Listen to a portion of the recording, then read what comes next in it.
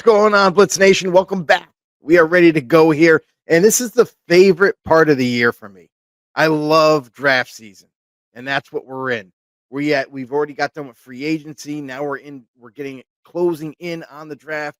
It's only a couple weeks away, and man, rumors are flying. So we are going to dive into that a little bit. We're also going to do what we do annually is, well, we just brought it to this part of the company here with Grumblings. Oop. 2022 recap, if you will, for that draft. We're gonna talk about every pick in the first round. Give you our thoughts. Did they hit on the pick? Did they miss? So we've seen that happen over through the course of the years. But nonetheless, welcome everybody. Jim, how you doing, brother? I'm doing better. My voice is a little messed up still, but You I'm s- feeling a lot better. Sound a lot better, I'm sure. Yeah, you definitely Oh, sound a last lot time on better. this I'm show, sure the actually, I audience. wasn't even talking. On this one, thank you to Big John again. He's had to fill in for me Yeah. a few different times, so we really appreciate it there. Yeah, thanks. And the audience appreciates it too. They can hear you better as well. Mm-hmm. But if you're just tuning in, if you haven't done so already, could you do us a huge favor? Continue to help support this channel at Grumblings Media on YouTube. Hit that subscribe button for us. Hit the thumbs up while you're there. Share it to all your family and friends. And don't forget to drop in the comment section right now because we're live right now. We respond to every comment. If you drop in the comments, give your opinions about something we're talking about. If there's a question that you might have, drop it down below. We'll get to it. Let's go, Jimmy. All right, here we go. 2025 NFL draft rumors, speculation picks of the top 5 here too. Again, we've heard a lot change, like you said. Certain people getting invited now to the draft experience here, and then I know some people already kind of you get to choose. You get invited too, but I'm going to choose to stay home at my own party there or whatever with family and friends too, and blah blah.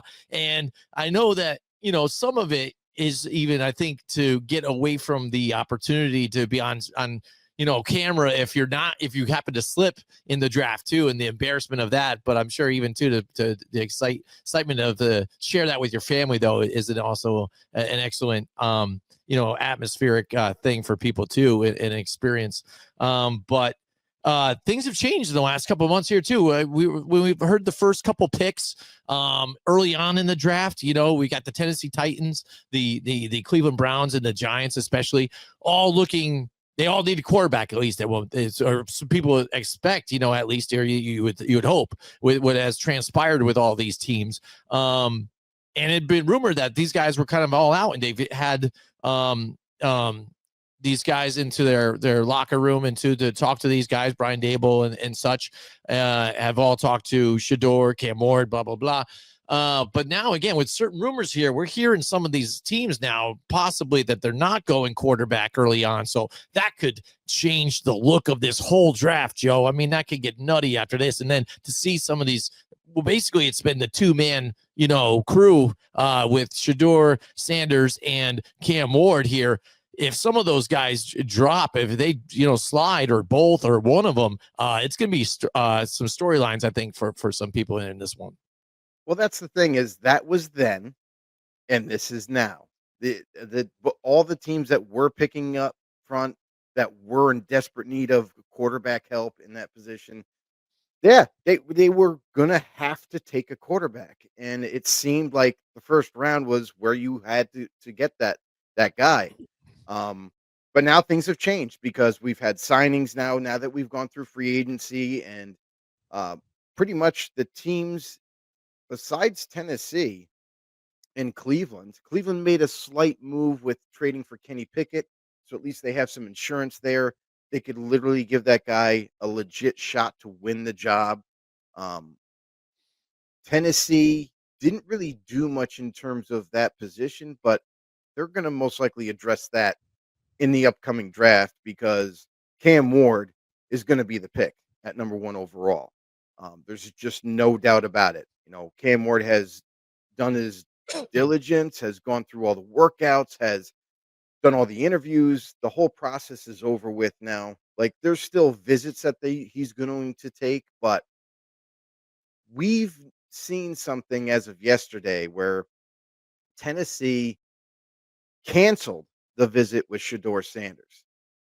And you don't cancel an invite unless you really know what you're doing. So knowing that they needed a quarterback, of course, they've canceled. They've seen Shador at his pro day. They've seen Cam Ward. They've done all their homework, and now it's a formality at this point where Tennessee is going to take Cam Ward. I would be absolutely floored if they've done the things that they've done, taken the steps that they have taken, and not said Cam Ward's name on draft day. So I just think that for Tennessee, it's already pretty much a foregone conclusion. It's going to be Mm-hmm. Cam. That's going to be one of the quarterbacks that get taken. And for Shador, when you get to Cleveland and so on, those teams have a different way of thinking at this point. The Giants, they went ahead and they signed 2 free agent quarterbacks to kind of fulfill that need, not being such a pressing one now with the 3rd overall pick. Cleveland, like just said, Kenny Pickett is there, so technically you don't have to take quarterback. You can still take the best guy and maybe in day 2 come back and kind of revisit that quarterback position. But Jim, the rumors are flying, and Cleveland's making moves. They're having visits, and it's interesting because one of the visits is a quarterback out of Alabama by the name of Jalen Milroe. Mm-hmm.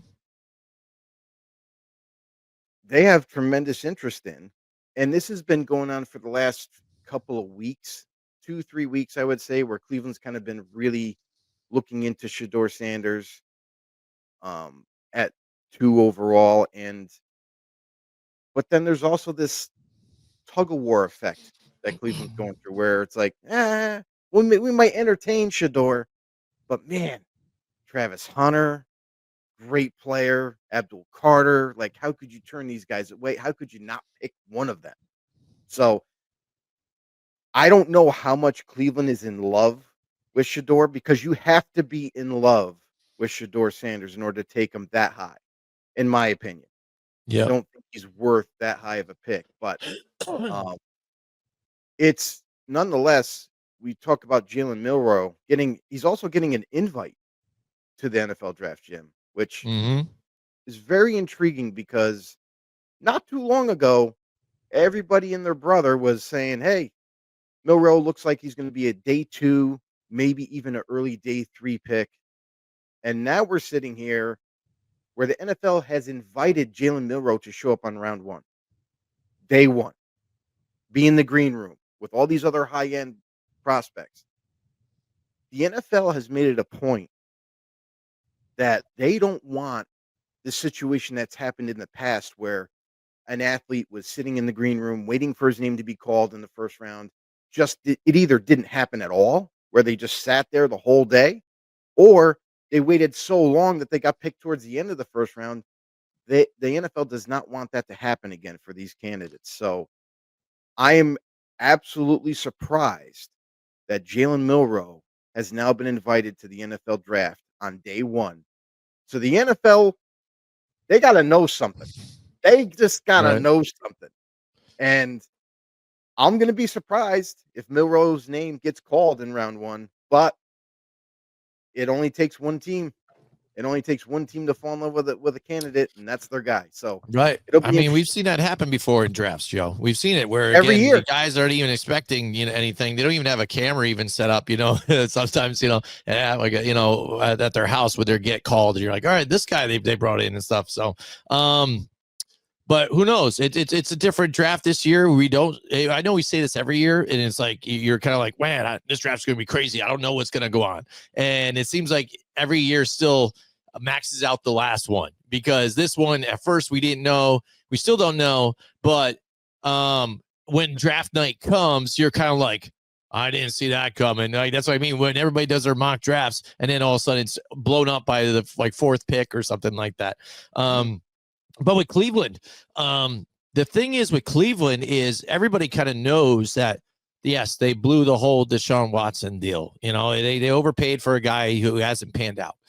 Kenny Pickett, they make the trade to see what happens. I mean, why not? Let's see what this guy has, to offer. I know he wants to try and fight for a starting job. Let's see what they have.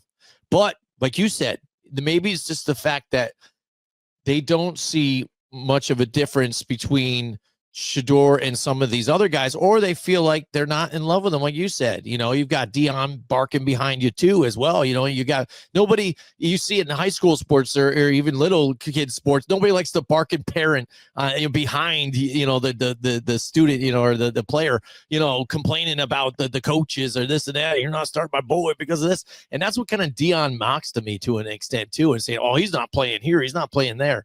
Already telling people what he's not doing. When, hey man, you join a team, you join a team. And with the talent that's there at 2, like you said, like Cleveland has all the options in the world. But with the rumors flying around now too, I think it's made the Giants kind of react too and look at their situation and how they can change and who they should look at and maybe what direction they might look into as well.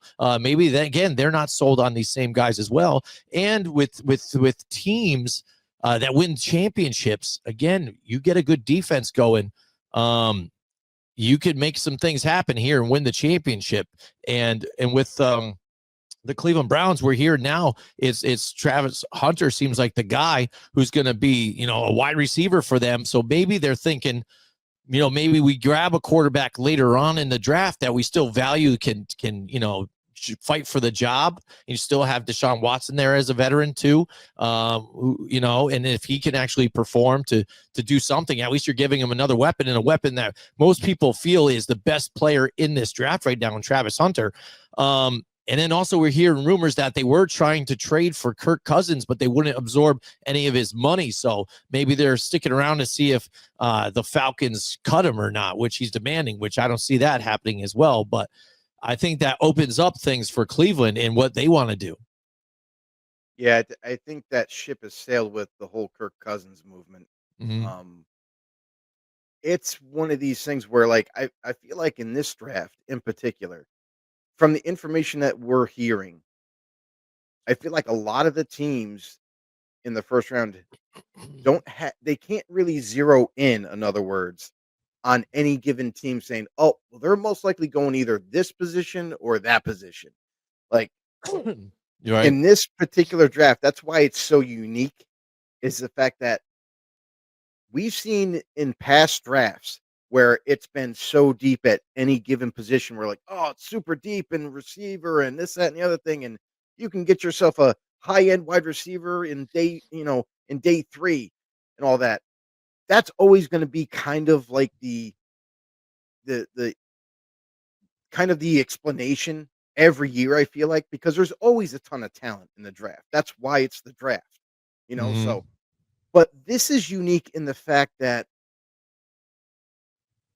there's no key position at quarterback where you can just be like, best quarterback in the last 10 years, you gotta take this type of guy.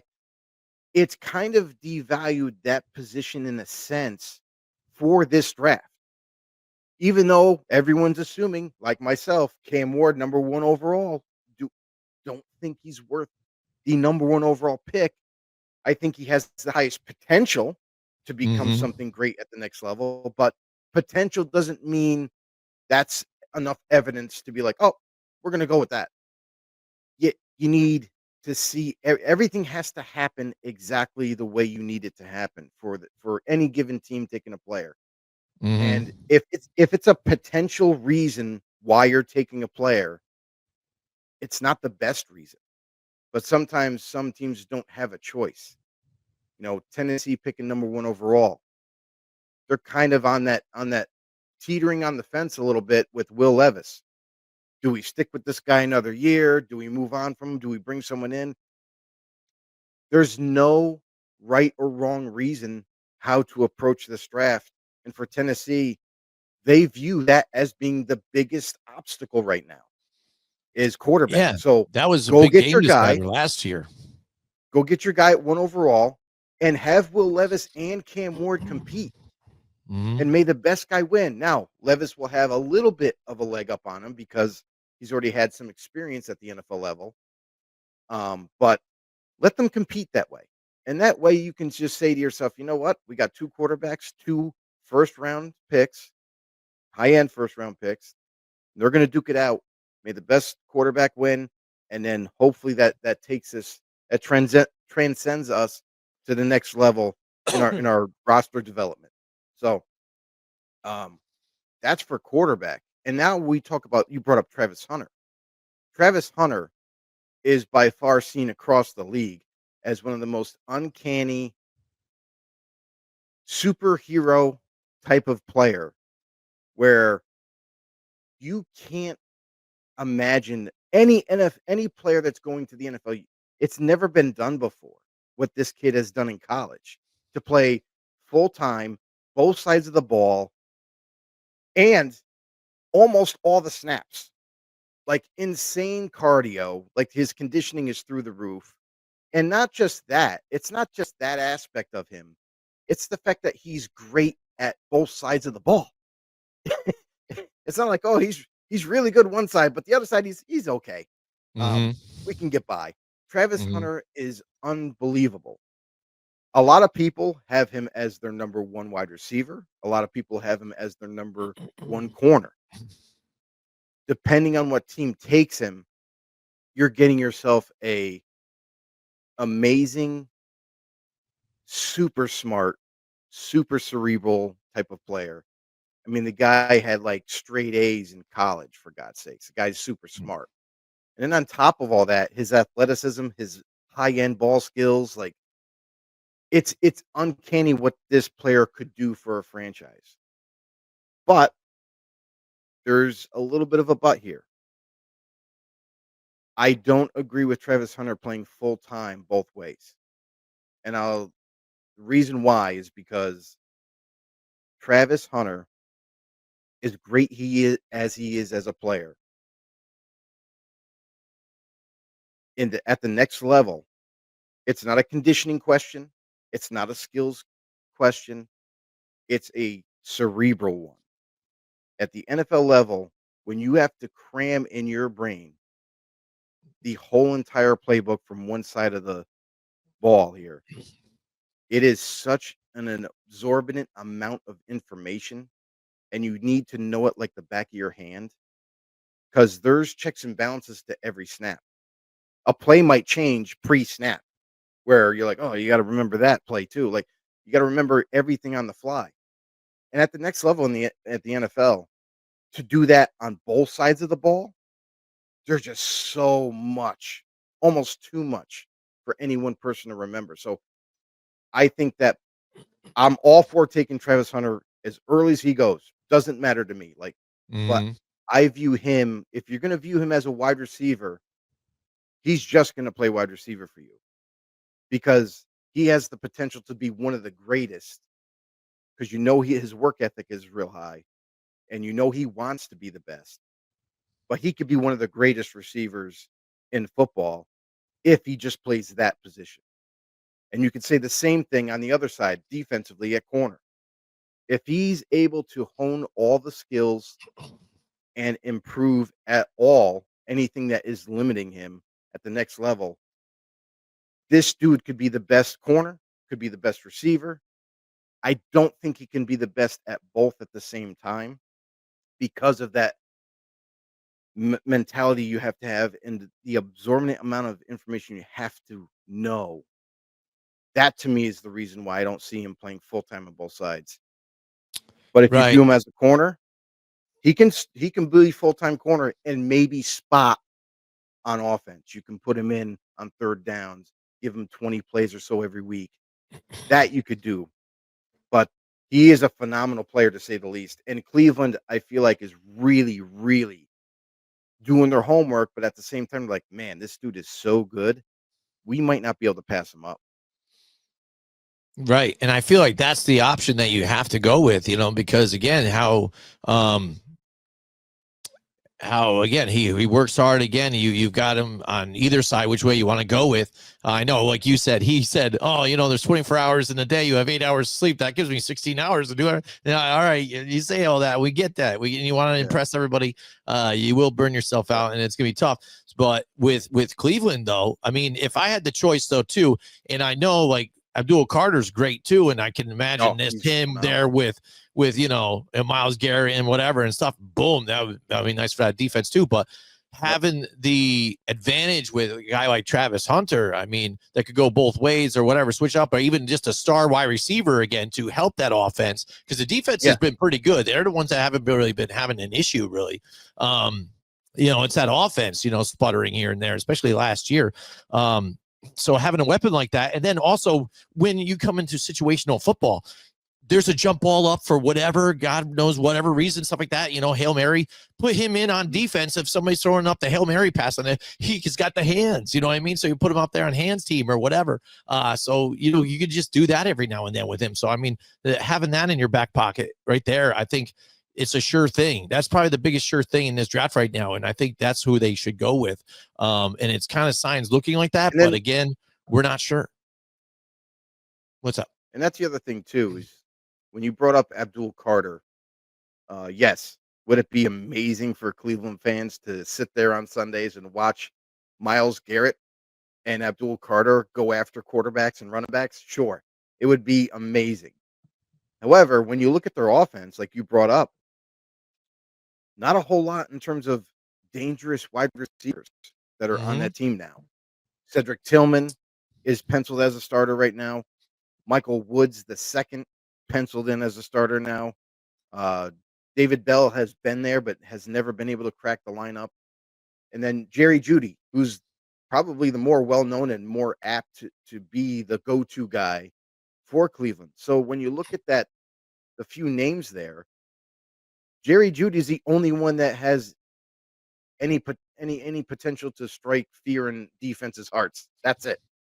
Everybody else is just So it's almost such a glaring need at wide receiver that it's almost like, dude, best player available. You can argue one way or the other, Travis Hunter, Abdul Carter, but for Cleveland, I think the pick has to be Travis Hunter. I think you need a guy who can come in, really improve that offense, at least that, air attack. And then, although it would be fun to have Abdul Carter opposite Myles Garrett, that's not the biggest weakness on your roster. Right. And when you have a chance to draft a player like Travis Hunter, who knows what Cleveland has in store for him if they do take him? Do they play him? Do they try to play him both sides and see how it works? But man, receiver to me is like one of the biggest weaknesses.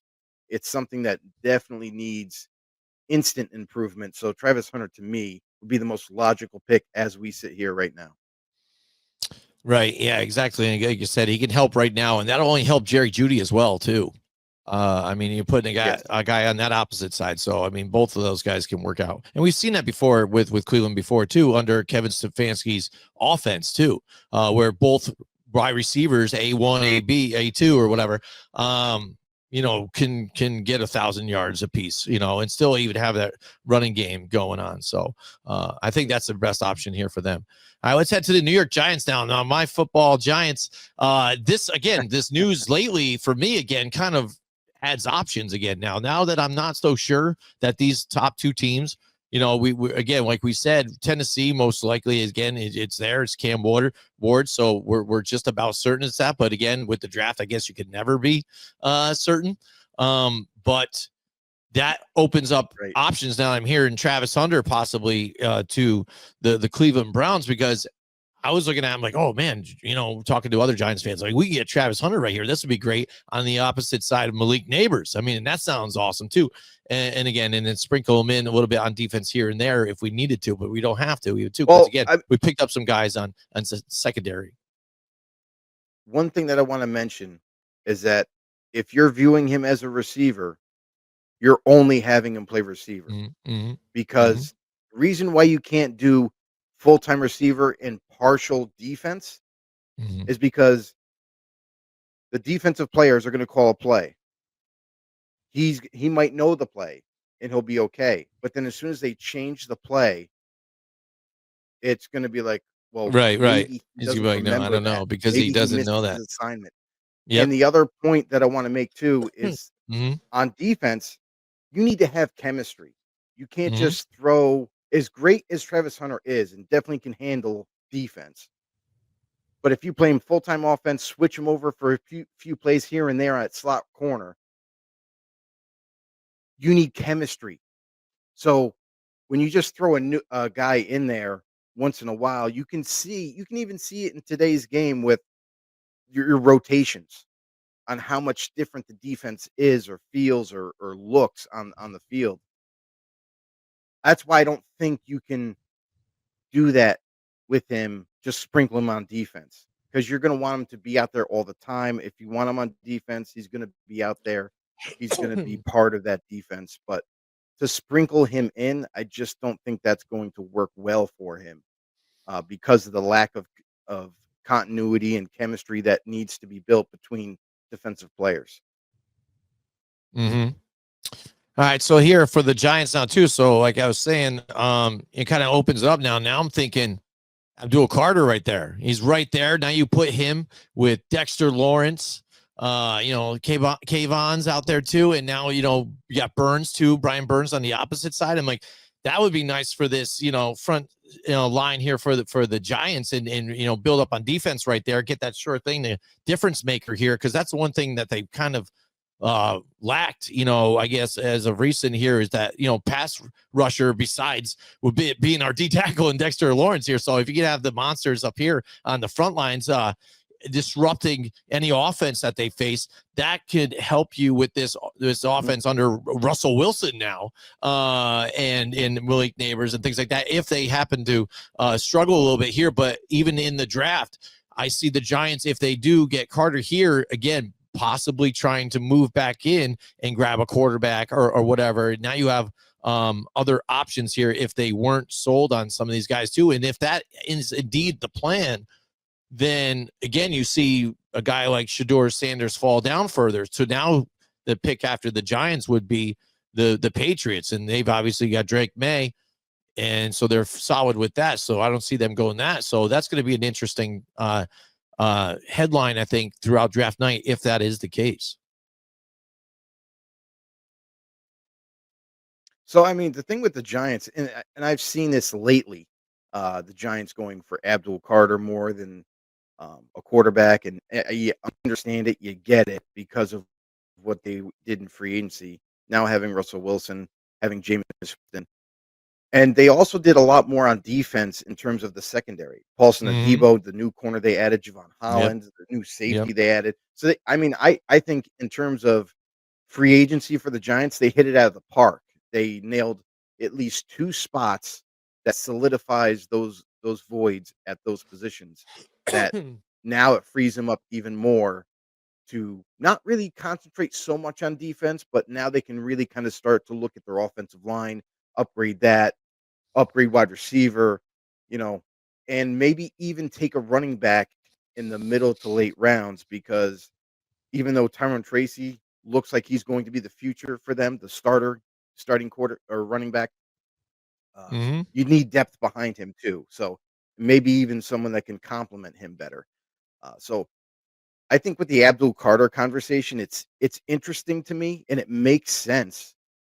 If the Giants do in fact go Abdul Carter at 3 overall, phenomenal pick, first of all, because Travis Hunter and Abdul Carter are my top 2 players in this draft. So if you get him at 3, kudos to you. But what that also tells me too with the Giants is that they decided that they are going to move on from Thibodeau. They're not going to re-sign him. They're not going to give him a long-term extension. And he'll be going to free agency to bring in Abdul Carter, because they've already paid a lot of money to Brian Burns. And then if you draft Abdul Carter, that now you got him under a rookie contract for the next 4 years with a 5th-year option, and let's go. Like, let's get after the quarterback. Let's start wreaking havoc in the backfield. I think that would be the best scenario for the Giants if Abdul Carter's there, to take him. Like, don't even really think about it. Like, just run the card in. Just run the card. They're going to tick the clock down the whole time too. That's it. Should, what the NFL has these teams do that on purpose. You know that, right? Like, this is a money-driven league, and what pays the bills for the NFL is the fact that they get revenue from the TV, from the commercials, all that kind of stuff. So yeah, string it out as long as you can, and then you know what, we might be able to throw in a couple commercial ads and everything while you're waiting, and that's how we're going to get paid. So yeah, I mean that's kind of the thing there for the Giants. If it's not Abdul Carter, that's going to be the other conversation that you have to have with yourself. Hmm. If it's not Abdul Carter, let's just say Abdul Carter, Tennessee takes Abdul Carter. Travis Hunter goes to Cleveland. Now you're sitting there at 3 with Cam Ward in your lap, or another player. Let's just say Yeah. Yeah. Will Campbell, the guard/tackle for LSU, who's seen as one of the Hmm. best to come out. Armand Membu, who's one of my favorites. I have him as my number 1 tackle/guard. You got all those players, and you got wide receivers. I Hmm. don't know if you should take a wide receiver that early. I think it's still a little too rich, but man, I mean, if you had the ability now that okay, the top 2 players in the draft already went, do you go? There's also Mason Graham, the D Yep. tackle that a lot of Yep. people love, the guy who's Hmm. phenomenal. Hmm. Or do you say, you know what? We didn't anticipate this happening. Cam Ward is right here, and we pull the trigger, and you get your franchise quarterback. Something Right. to think about. Yeah, and that's really what I think is going to be the case because, like we talk about it all the time, and we've had Roderick David on, which he's going to be on next week, I think, too, right? Uh, you take the best available. So I mean, and being this Right. early up in the picks though too. So pretty much, some of the best are right there. Just so there you go. That's best available. So like you said, even now, say all of a sudden Tennessee flips the script on everybody and blows everybody's mind away, and they're like Abdul Carter or there you go, Travis Hunter, right? And then they're like, Yeah. oh, here this is Mason or Will Levis. We're going to get you another weapon, and here it is, a Travis Hunter now. So now you've got him and Treylon Burks, and there you go.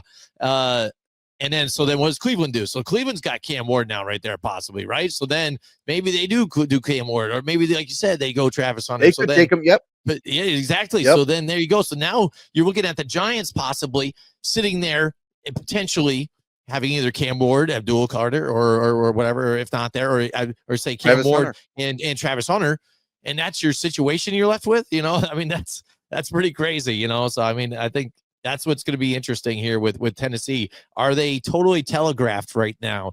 And we know it. Is this who they're going with? They're sticking with, and that's what they are. We've seen Listen, things change. the number You one, know the what's number up? one overall pick does not care if they show their hand because they're the Right, number 1 overall pick. number one overall It pick. doesn't matter. You can't trade above Right. them. Right, exactly. We've only heard different stories.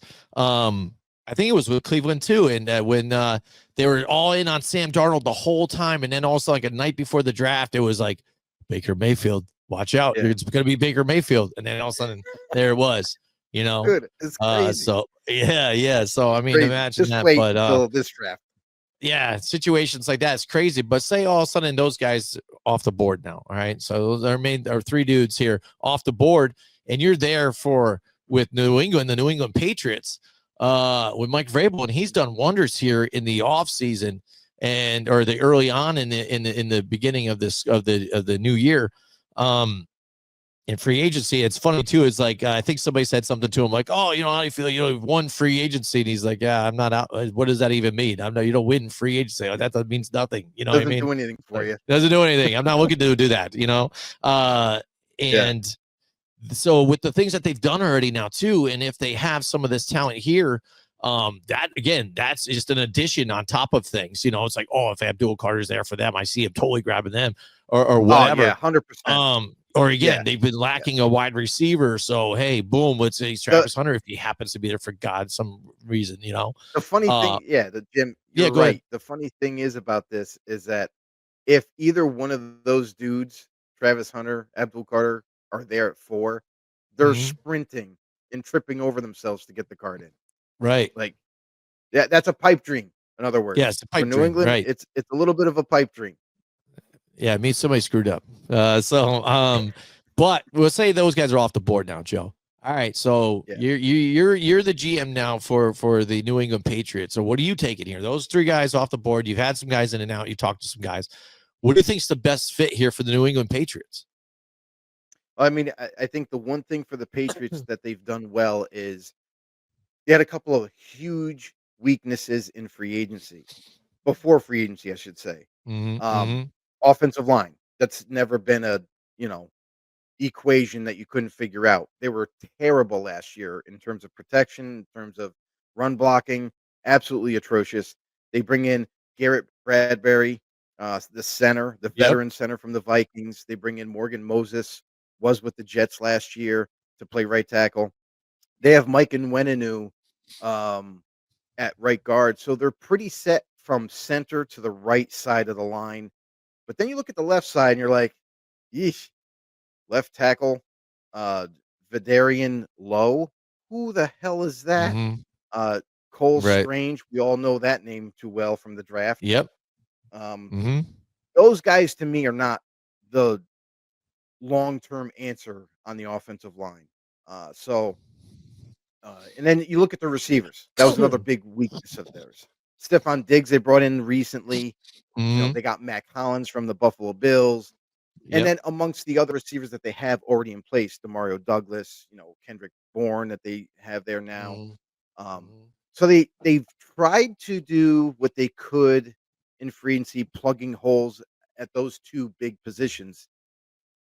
And then defensively, they brought in a few other players to fit Mike Vrabel, to fit his scheme that he wants to implement. Harold Landry, pass rusher, Robert Mm-hmm. Spillane, middle linebacker. They did a lot of work, in other words. Like, Mm-hmm. you could continue to rattle off names. Filled a lot of holes with a lot of starting caliber players in free agency. So that brings me back to offense, where that left side of the line scares the crap out of me. If I'm Drake May, I'm like, "Dude, Mm-hmm. please fix this. Do not let me go into next season and not correct these issues." So, at 4, with those players we're just gonna say are gone, right? Um, I think you have to go offensive line. You drafted Drake May last year. You have him this year. He showed promise. Um, Mm-hmm. and whenever you've done this much work in terms of filling holes through free agency as much as you can, but you still have a little glaring need at offensive line still. I know they're picking 4th overall. I know it's kinda high, but there is a player that's been tagged to this team since day 1 of scouting. That's Will Campbell, the Yep. LSU tackle. He's been tagged to them from day 1, and then kind of like as we started to scout other players, everyone's like, "Well, maybe it's not Will Campbell. Maybe it's this guy, maybe it's that guy. Maybe it's a receiver. Maybe they take Tedero McMillan. Maybe they, you know what I mean, add a weapon or something like that for." But here's the thing. Whenever you have your guy, your franchise quarterback, the biggest and most important thing you can do for them is, 1, solidify that offensive line, protect him, make sure he doesn't get hurt and miss any games. And number 2, get him weapons. And I feel like that's going to be the mindset going into this draft, that they're gonna concentrate on the offensive side of the ball a lot, but Mm-hmm. they're also gonna find those Vrabel defenders later in the draft. So, I think Will Campbell makes a lot of sense to me, and, there's gonna be people out there like, "Well, why would you take Will Campbell? He's got short arms, he's got baby arms. What do you think he's gonna do?" There's been players in the NFL that got drafted, like Donald Penn comes to name, a guy who had really short arms but played tackle his whole career, and it was a long career, a successful Mm-hmm. career. This is Mm-hmm. another guy who is a technician. He just has perfect balance. He's got quick feet. He stonewalls defenders. Like, let's not overlook this. If the talent is there, the technique is there, like everything is there, take Will Campbell. Don't think about it. Put him at left tackle. Have him help out your quarterback there. And at the very worst case scenario, you kick him in at guard if it doesn't work out at tackle. He'll be an all pro at guard too. So That's my Right. That's the thing too. That's a bit you bring it up right there. The fact that he's a starting caliber here type of player, and like that whole you can move him around in different spots in that offensive line. But that's you were kind of thinking the same thing I was though too, in position wise too, and what the Patriots should do, because we've seen that offensive line gotta last protect year them. too with the hits. Yeah, they got to protect Drake May, absolutely, give him some time to get it to, I guess, Stephon Diggs and stuff like that. So or else he's going to get frustrated really fast. So, yeah, I mean, this And seems that's the like it, thing like you said, too. the names would tag there. So, I mean, this is a clear choice for them, you would think. Yeah. And that's the thing too, Jim, is the fact that you attack offensive line, you attack wide receiver. You know what I mean? You can get yourself a really nice upgrade in day 2 or even day 3. So it's not like you're like, well, we should take we'll just say Mason Graham. That's another player that's been tied to them as well. The D tackle. Put him alongside there. Christian Barmore is had that really bad neck issue and he's Mm-hmm. still recovering from it. It sounds like he's going to be ready for workouts and whatnot. But again, messing with the neck, maybe that's another level of thought that they might have in the war room where they're like, man, you know what? We don't know for sure. There's no guarantee that Barmore is going to come back and be the player he was. Maybe we go ahead and take Mason Graham as insurance too. So wouldn't be a bad pick either way. Mm-hmm. Yep, absolutely. Okay, Joe, here we go. We're on to now the Jacksonville Jaguars here now too. What's going on with them, and what do you think? A lot of times, again, I can almost bet every single time on what the Jags, when they go in on their pick, it's defense. It's always defense every time they go in a draft. But situations here with them offensively have been the problems here. So, and not being able to protect Trevor Lawrence, he's getting banged up, he's getting killed out there, to where now his ability is being questioned. You know what I mean? I know you did all last season too, and what choices he's made here and there. It was turnovers that he's been having after they just even gave him that bigger deal and it gave him the extension. So don't think they go quarterback here. So I mean, and again, with defensive side No, of the ball, I'm no. thinking. But what do you expect here now with the Jacksonville Jaguars? I mean, even what you're hearing, if there are any rumors here coming out of there. Duval. Well, so for the Jaguars, they've always been tied to Mason Graham, the D tackle at 5 overall. Um, and I get it. It's an upgrade. But here's the thing: is like, how many times do you got to go defense in the first round until you get it right? Mm-hmm. Uh, there's been tons of times where they've drafted Devin Lloyd in the first round. They drafted um, Travon Walker, the pass Mm-hmm. rusher. Yep. They've drafted, Josh Hines Allen in the first round. Josh Allen. Yep. The front four has 3 first rounders on it. 3 former Mm-hmm. first rounders on that D Mm-hmm. line. Or so to me, it's like, well, yet again, here's another high end D tackle that you could take at 5.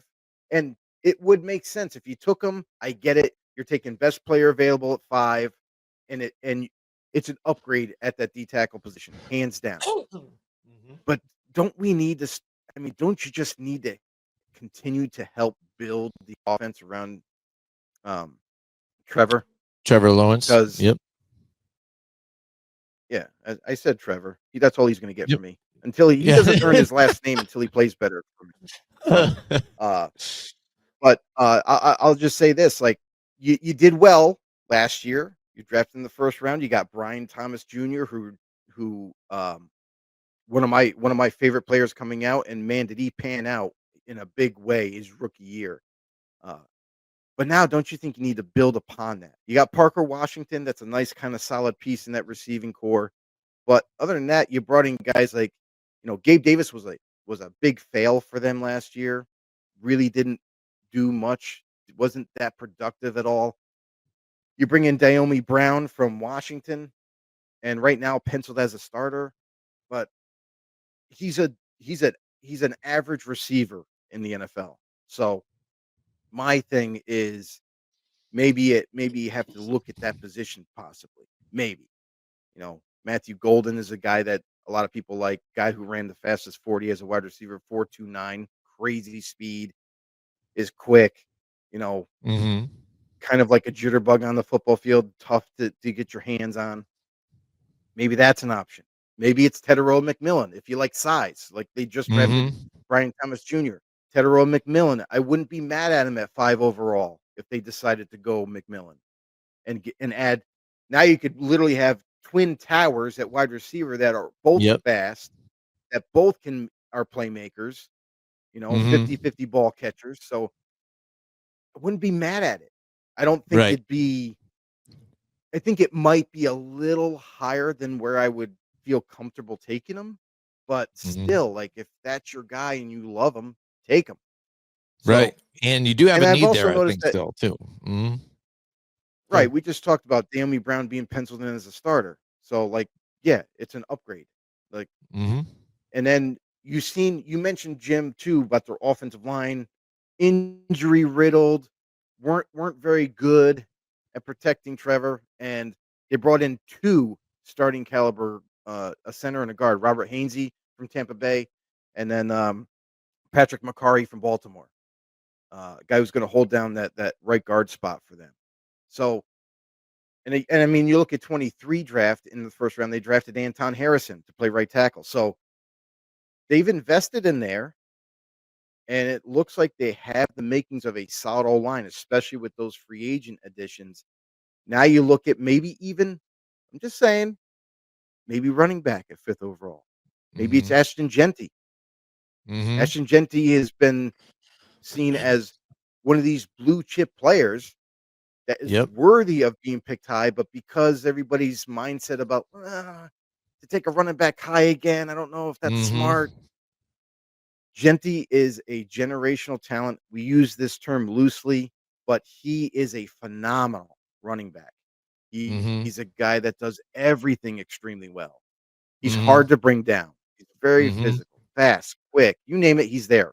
Pass catcher, Yep. blocker, whatever. I don't think it would be crazy if the Jaguars thought about drafting Ashton Genty at 5. And you say, well, they got Travis Etienne Jr. Why the hell would they take him? Well, Travis Etienne's been banged up a lot. And when Travis Etienne has come back from injury, he doesn't look the same on the football field. He's not as quick. He doesn't have as much burst as he used to. I kind of wonder if the injuries are catching up to Travis. And then Tank Bigsby, their backup physical running back, guy's a workhorse. He's good, but he's not a featured type of guy. So I wouldn't be surprised if they might go that direction too. If they decide, like, okay, maybe receiver is a little too rich for us right now. We can get that in the second round. But man, this Genty kid is incredible. We add him to this. Now we got ourselves a nice three-headed monster in the backfield and a guy who is going to Right. be our feature back. So Right. I think the conversation, it's going to be a major one too. That's why I think for the Jaguars, I think the clock is going to tick down to seconds until they make a decision, whether that be a trade or whether it be a pick that they make. There's going to be a battle in the front office. I'll tell you that right now, because you're going to have Mason Graham sitting there, most likely. We don't know, but most likely he'll be sitting there where you could very easily turn the card in. Cool. We get it. Best player available. And it fills a need. Or is there going to be that argument like, hey, we always go first round in the draft for defense. Let's surround Trevor and get him a better weapon, or let's get him a better running back, or you know what I mean? So Yeah. I don't know, man. I'm I tending get to it. start to change my opinion about the Jaguars pick and not say, "Hey, it's done. It's Mason Graham all day long." And I'm starting to Mm-hmm. really think about the possibility of a weapon for the offense. Yeah, I mean, I think all of that is enticing. I could totally see the running back when you brought the running back situation. I was kind of feeling it too, because I mean, I could see that. I could see that in Genty, like you said. And how big would that be too? Because now we're hearing again Genty and the Raiders and things like that too, and they happen to pick Right. like right behind them, I think too. So I don't think the Raiders the be like, oh Jaguars picked man, no, it right in sucks. front of them. This, Yeah. yeah, exactly. So they're like, what? So what do we do there? But again, I don't know, man. I still got this feeling Mason Graham. You know what I'm saying? Yes, he's got some short arm stuff, but he's super duper strong. Fits the 4-3 nicely, I think, and then a good run stopper too for that defense. I don't know. I still think that they should go defense again. I don't know. I just can't see them going away from But that here's the trend other for thing some too. reason. But if they don't though, and they The go other like running back, that's what I'm thinking. I mean, that's great too. I'm on board with that. But the other thing too is what's up? keep in mind Eric Armstead is still on this team. Mm, no, I hear you. So, I mean, does that alleviate any kind of pressure to take Mason Graham? I feel like it does Mm,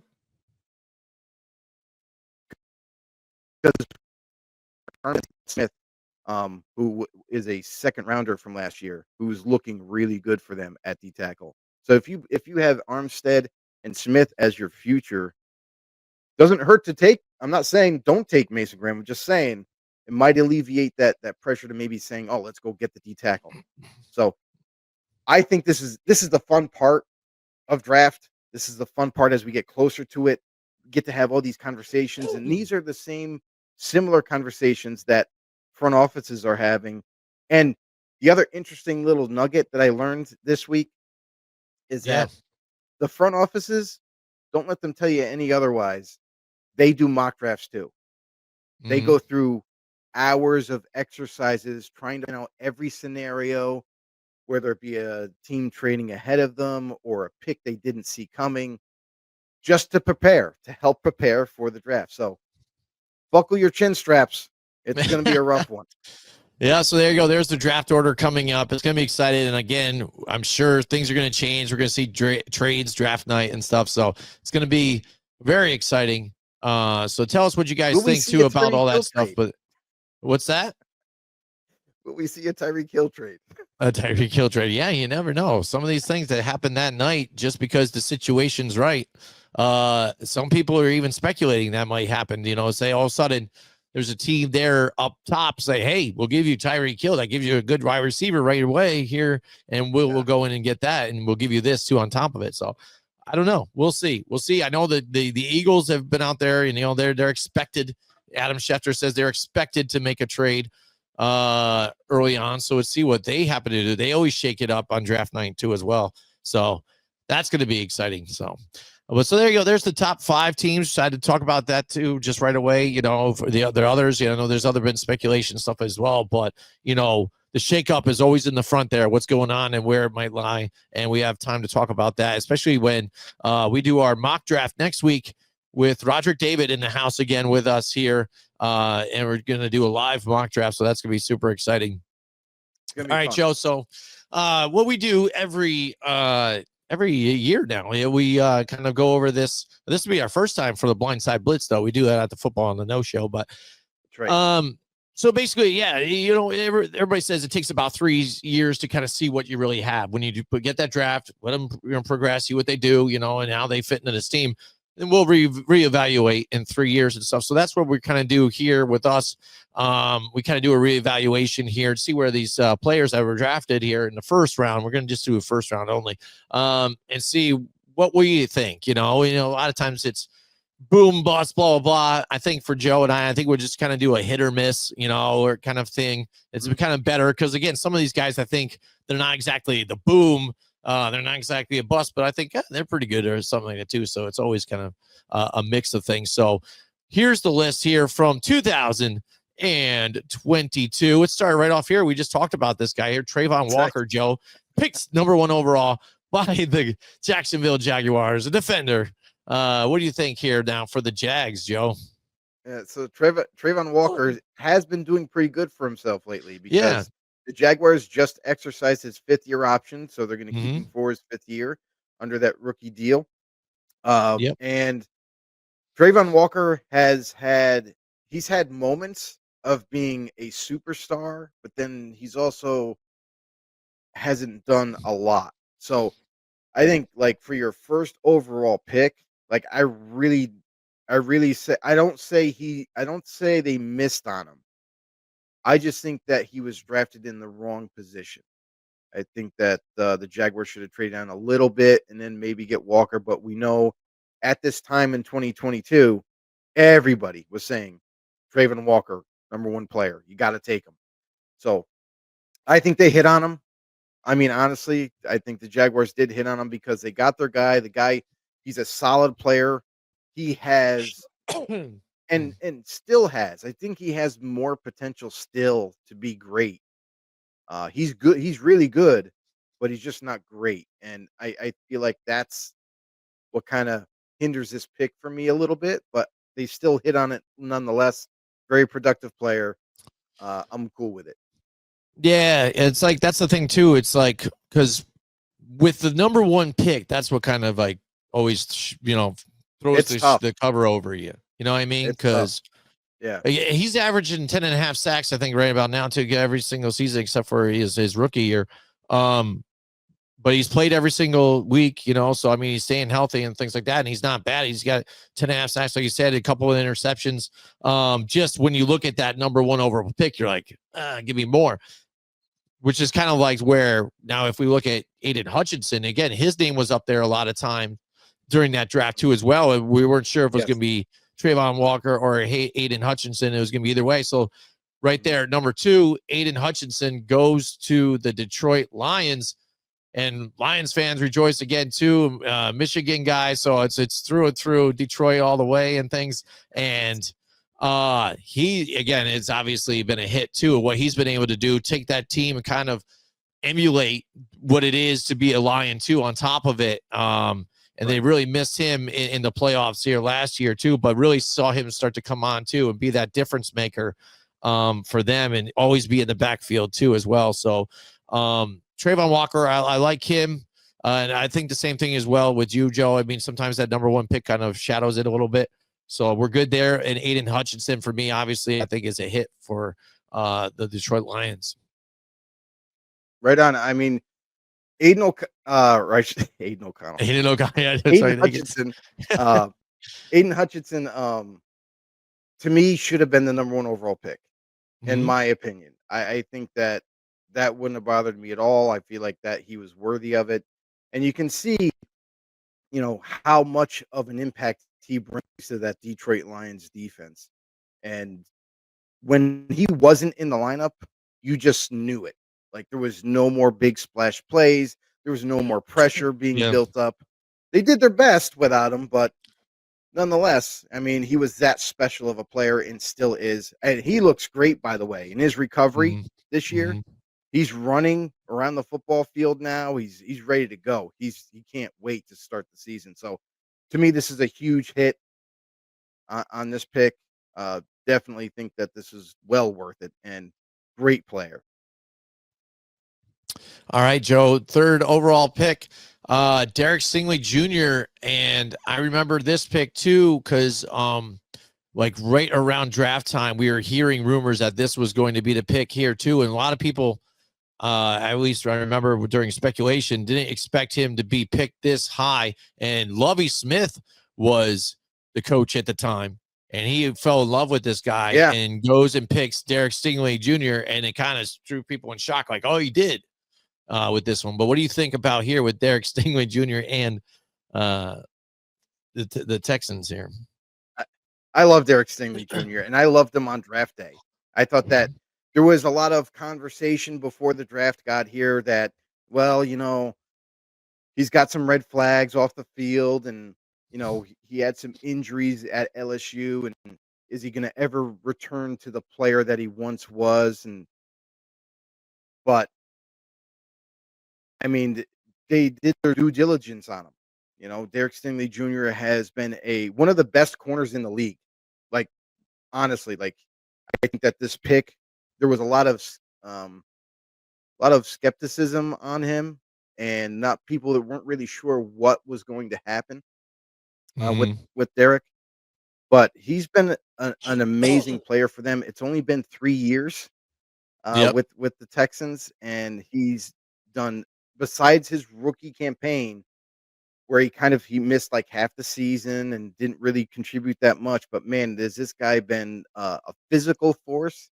He's been a guy that's knocked down passes left and right, and the future is definitely bright with Derek Stingley and the Texans. So I think that Houston just hit the nail on the head and got themselves a blue chip player, and he'll be in Houston for a long time.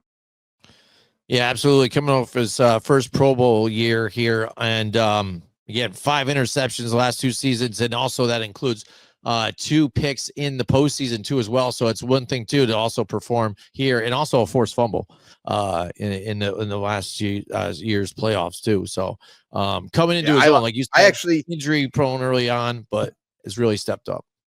I actually was hoping that he would slide in the first round because I wanted my Mhm. team to take him, Isn't but that didn't always the work. case, Joe? Yeah, Isn't that always the uh, case? All right, there we go. Sauce Gardner here in number 4 for the Jets, Joe. yeah. Talk about applesauce here. Uh, this guy with the Jets, I tell you, he had a bad year this year, and there's Mhm, no way to sugarcoat it. Like that's what happened. He just wasn't himself, and I kind of wonder about the dynamic in the locker room last year with Aaron Rodgers, with mhm. the quick change on offense, like bringing all these different offensive players in on the roster. I wonder how that might have affected, especially Rodgers, because we've heard stories about Aaron Rodgers saying, "Oh, he's kind of toxic in the locker room," or he's like a know-it-all, and he would fit on the show, on our other show, You would. being a know-it-all and all that. Mhm, But mhm. I wonder about the locker room presence that was Rodgers in with the New York Jets. Even though Sauce Gardner plays defense, it's not offense. I just wonder how that might have, you know, distracted him or, to where he wasn't as focused as he would normally be week to week. I just don't know that it just seemed like a completely different player last year Yeah, and you didn't recognize him. So for me, right. I think as far as the pick goes, I mean, Sauce Gardner, he's still seen as one of the better corners in the league. Like he had a bad year yet last year. Yes. Okay, whatever. Let's see what he does this year, and he was amazing when they first drafted him. His rookie year, his sophomore year, played really well. Didn't I think was it his rookie year or something? Didn't allow any touchdowns or something like that. Um, so the guy is electric. The guy is a shutdown corner. Yes, he had a bad year, but I still think they hit on this pick. A lot of people would have been super happy to get him if the Jets didn't take him. So I think they hit on this one. Yeah, I think so too. And like what you're mentioning, I think is the same thing I felt. And what it is when your offense is that terrible and the Yeah. defense is Right. always Just relied saying. upon to try and keep them in the games, you saw frustration because you were always put in a bad spot. And you saw it when a goal line where there was touchdowns scored and things like that. You saw the penalties afterwards. How many times did he also get called for defensive holding or pass interference this year? A bunch. Was it Yeah. exactly all of his fault? I don't think so. I don't think so. But And I think you might. but I think he was even getting a little more aggressive because of frustration though too. Yeah. I think So you might have a really good point there is because maybe frustration mounted up and now he's playing a lot more aggressive. Like he's still mhm, an aggressive corner, but he was just playing at a different level of aggressiveness and just doing too much, like trying to right, make a big play happen all the time, right. or doing whatever was needed to make sure that receiver didn't catch the ball, and that kind of cost him in penalties. So Yep. trying to make up for the lack of offense that was happening, you know, I could definitely see that being a trigger for him and that defense. Like, because everyone kind of blamed the defense, right? All year long. Yeah. Oh, the Yeah. defense isn't as good. The defense isn't as good. No. What are you talking about? This defense Mhm. is really good. And the fact that you pointed the blame at the defense and not the offense is blasphemy to me. Like Mhm. the offense couldn't sustain drives. They were 3 and out a lot of times. And that just put your defense in a bad spot, put them out on the football field for the whole game. They were probably gassed and tired by the 4th quarter, and you're not gonna perform well when you're tired.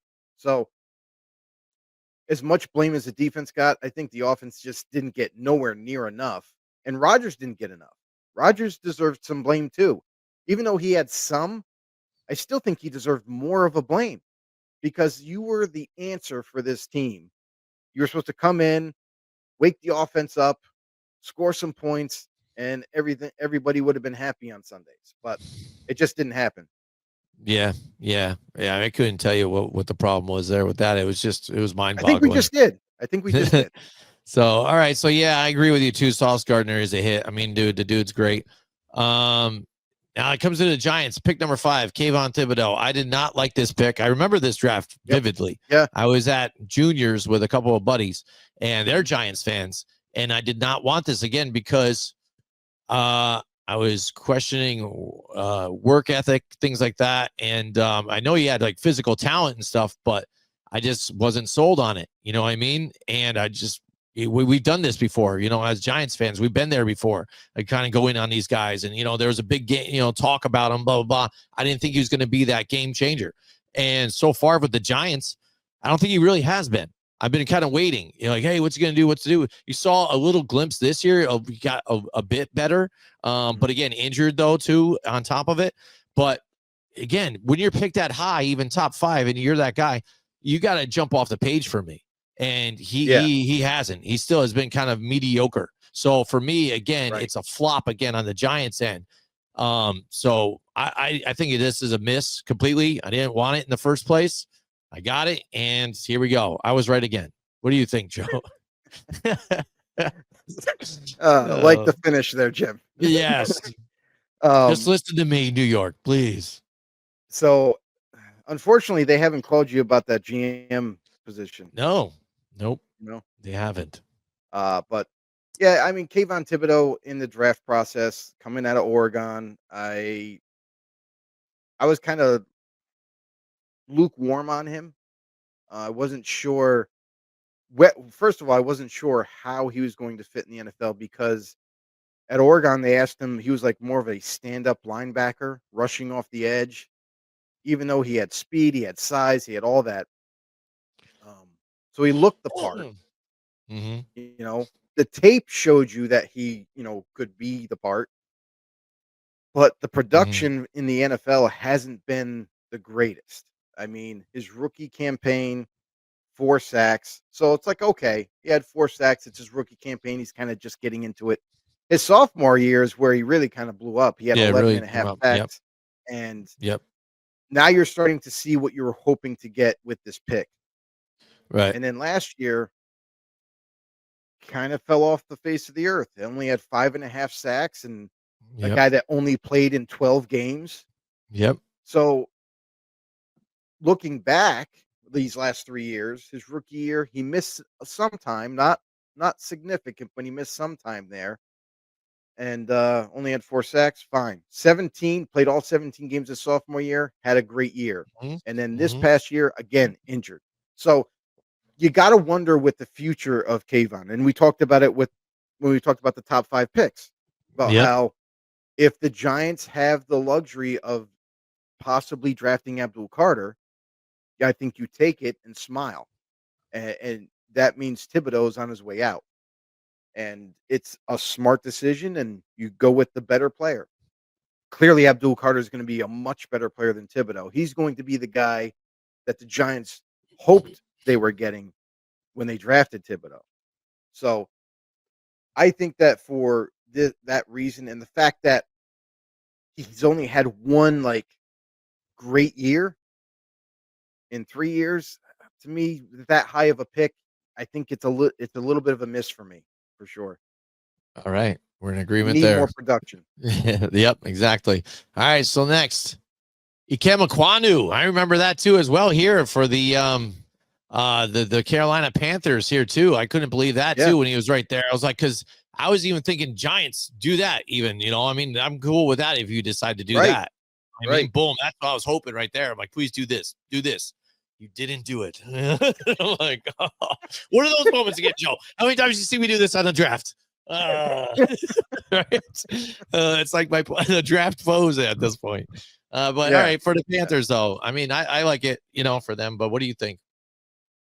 So for Ikem, I actually during the draft process when I was scouting, I had him as my number 1 tackle. I had him as my number 1 offensive lineman. So I was very high on him, but sadly, I might have overlooked something. Like Akem has been his first couple of years hasn't been as stellar as you'd like him to be for being that kind of a high offensive line pick. But I feel like he's just starting to get it in his third year. Stayed healthy this year. You're starting to notice him starting to get things down, catching up to the speed of the game, all of those little nuances that offensive linemen have to go through. And for me, this is difficult because I want to say that they hit on him, but after seeing just 1 year of, like, being a solid offensive lineman for them and not being injured all the time, because I think that's the real reason why Akem never, Mm, hit the ground running and was that right. solid lineman from day 1, and, we're talking all good things about him. So I think for where they picked him, I was expecting a instant impact, and I didn't get that right away, so for being this high of a pick, I just I can't say, "Okay, it's a great one." So for Hmm. me, I think it's a little bit of a miss for me, Yep. unfortunately. I have to see more production out of Akem to give him that gold stamp and say, "All right, that pick was worth it." So maybe that's gonna happen this year, if we see some more. Hmm. He's gotta stay healthy again. He's gotta continue to stay healthy and continue to, uh, become a better player, and I think he'll be fine. But, Right. for me, this is a little bit of a miss just because of where he was selected. Right, right. I hear you there too. And the fact, I mean, what adds to it is, I mean, he's been called for false start a bunch of times too. So that's getting penalties on the offensive side. But he did start to clean that up a little bit last year too. So, like you said, maybe he's starting to turn it around just later than you would expect or hope Right, for, an right. early pick. So maybe again for some of these guys like him too as well, it's just kind of and maybe just needed a few extra years here. What to see what the future holds for some of these guys here. So Like I uh, still think he's a good player. yeah, yeah, It's yeah, just I was and it's expecting a bigger impact, for right, for him and where he was yeah, selected. right. When you're up that high too, again, and you're the first, you know tackle right there picked. You're kind of got that on you. You know what I mean? Um, Right. we looked at the Giants when he was like one of the first tackles Andrew Thomas picked, and I'm like, oh no, and Tristan Wirfs went like right after that. I was like, yeah, I want Wirfs, but Thomas panned out. You know what I mean? Holy shit, you know what I mean? But you just don't know sometimes because you're just like, because again, you try and do your own homework, but then you also listen to what some of the other analysts, McShay's and things like Yeah. that and stuff that are in there that are talking. So you kind of hear some of that, and his name wasn't brought up a whole bunch of different things, like a work in progress, and you never know until they get to this level, though, Joe. And that brings Right. up it's a perfect example. Evan Neal again, a guy who again, Alabama guy. I brought him in there because the Giants are right back in there too into the top 10. So I'm like, oh, look at this, they could get back, another a pick here. They're going to get Evan Neal then, sure. And then they grab it. I'm like, okay, all right, this should be fine because again, we know his pedigree, what he went through, under Nick Saban, things like Mhm. that. You're like, oh, he's got to be pro style offense. Let's do this. And again, another miss.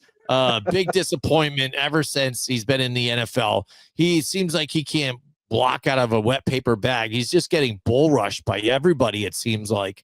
And then now, not only that, lately it's just the injuries too on top of it all. So the lack of play time, but then also just getting beat by literally everybody.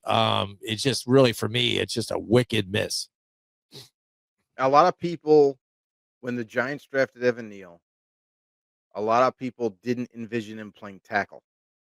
A lot of people had Evan Neal kind of basically placed at guard because they thought, and what I noticed is that he's very heavy-legged, he's very slow, his slow Mm, footwork, you know, as he's definitely athletic. I mean, the guy is enormous and can move. It's just when it came to faster pass rushers, would definitely struggle mightily against them because he just can't get out in front of them. Um, so I definitely thought that going into the NFL, guard was gonna be the best spot for him, but then when the Giants took him as high as they did, it's like, "Oh, they're not taking a guard here. They're thinking that he can play tackle at the next level," and sadly mistaken. The Giants definitely regret that pick. I mean, having 2 first round picks kind of high in this draft, they should have came away with 2 fucking superstars, 2 starters. Yeah. and instead they came away with a guy who's up and down and injured, and then another guy who's injured and not very good at tackle. So, Mm-hmm. uh, I don't know. Maybe they try Evan Neal at some point, kick him in at right guard, and see if he can hold it down at guard because he's not good at tackle. He's So not that's a big there. miss for me. Yeah. Yeah. I agree too as well. All right, so here we go. We've got next up is Drake London here in the Atlanta Falcons. I remember that's pick 2 as well, right there. Atlanta, we weren't sure what was going to go on. They go wide receiver here in Drake London. Yeah. Joe, what do you think now with that pick so far out of Drake London?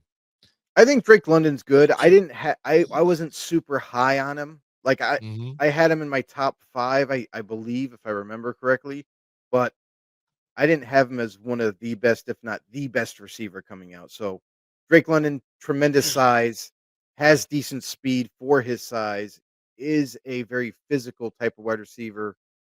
Mm-hmm. So I think for Atlanta at 8, taking Drake London, um, I would say whenever you take a wide receiver kind of in the top 10, they need to be dynamic. They need to be electrifying. They need to be big time playmakers. And for Drake London, he's a really good player, but this is a little bit of a miss for me. This is not a guy who any given week teams are like, well, we better double team Drake because he can either take us Right. deep, he can beat us down short, intermediate. I just don't see that from him. He's a really good player, don't get me wrong. Um, it's not that. It's just for me at pick 8, it's a little bit of a miss for me here. I think that Atlanta, maybe even I don't know if they even had any kind of talks to trade down and maybe still get Drake London or whatnot. But I don't know. To me, I don't think he is the player that they were hoping for. Yeah, I agree as well. Again, he just when you pick this high too here for a wide receiver, he's got to be that guy. He's got to be your number Got to one. be elite. True.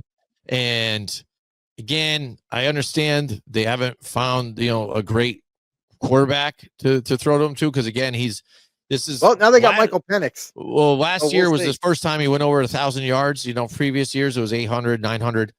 This year past year he had 1,200 yards receiving, so that's good. But like you said, with the eye test, nobody's afraid of him. Nobody's like, oh, Drake London, we better watch out for him, or we gotta spy him, or whatever. Put 2 on him. He's That's the really thing. good. He's not. It's just right. I just want to let the audience know, like, we're not saying that he sucks. Right. He's a really good player. We just think that at 8th overall, you need to get yourself a dynamite player that like a CD Lamb, like a Jamar Chase. That's what we're trying to say. Like Mm-hmm. he's not that level. Yep. All right. So next, let's move on to Charles Cross here for the Seattle Seahawks. What do you think, Joe? So Charles Cross, I love the pick. 9th overall. I thought Charles Cross might have been the pick for Carolina at 6. Mm-hmm. But he ends up going to Seattle at 9, and I think he's really good. I love the pick. I think this is a hit for them. The only thing that I'll say as a negative is you want to see Charles Cross be healthier. Yeah. When he's playing, he's really good for Seattle, but when he's not, it sucks. They just don't have protection without him. So Charles Cross got to stay healthier, but I love the pick. I mean, you're picking at the bottom of the top 10, and you got yourselves, honestly, probably one of the better offensive linemen in this draft. Mm-hmm.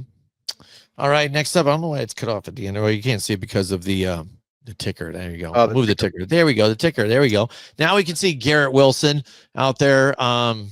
Garrett Wilson. This is what we're talking about. Yeah. This is it. Garrett Wilson. If Atlanta took Garrett Wilson at 8, think of the difference that would be. Like, That to me is a playmaker. That is an elite receiver. That's the Yeah. guy they should have chose.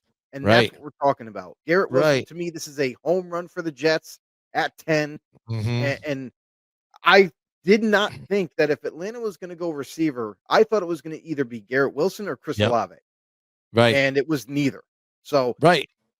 they went with the big physical guy who's not as dynamic. Dude, Garrett Wilson would have been the best pick for them. So kudos to the Jets for recognizing greatness. There you go. You hit on it. Yeah, it just stinks for them again. Couldn't really get him the ball out. We got to see him really put on his talents this season too, because they've struggled with quarterback situations too for them. And that's the only thing with the Jets too, and same thing with the Falcons we're always dealing with. Can't get a good quarterback to throw it to these guys, but I agree with you as well. I thought Garrett Wilson was going to be the pick there, if anything, and I was surprised. Again, I was shocked when Drake London's name came out here first out of that one. I was like, what? Like, really? I'm like, that's who they go with? I'm like, huh. And again, that's those types of picks there kind of threw the draft in a different situation. I think that one kind of changed things. So then Jets there with Garrett Wilson. Yeah. And again, this year, I think you just really see him unlock. And like now, let's see what they can do with some Justin Fields here. Garrett Wilson, I'm liking what he can do this season here. I think it's going to be his best yet. So I like the pick too as well.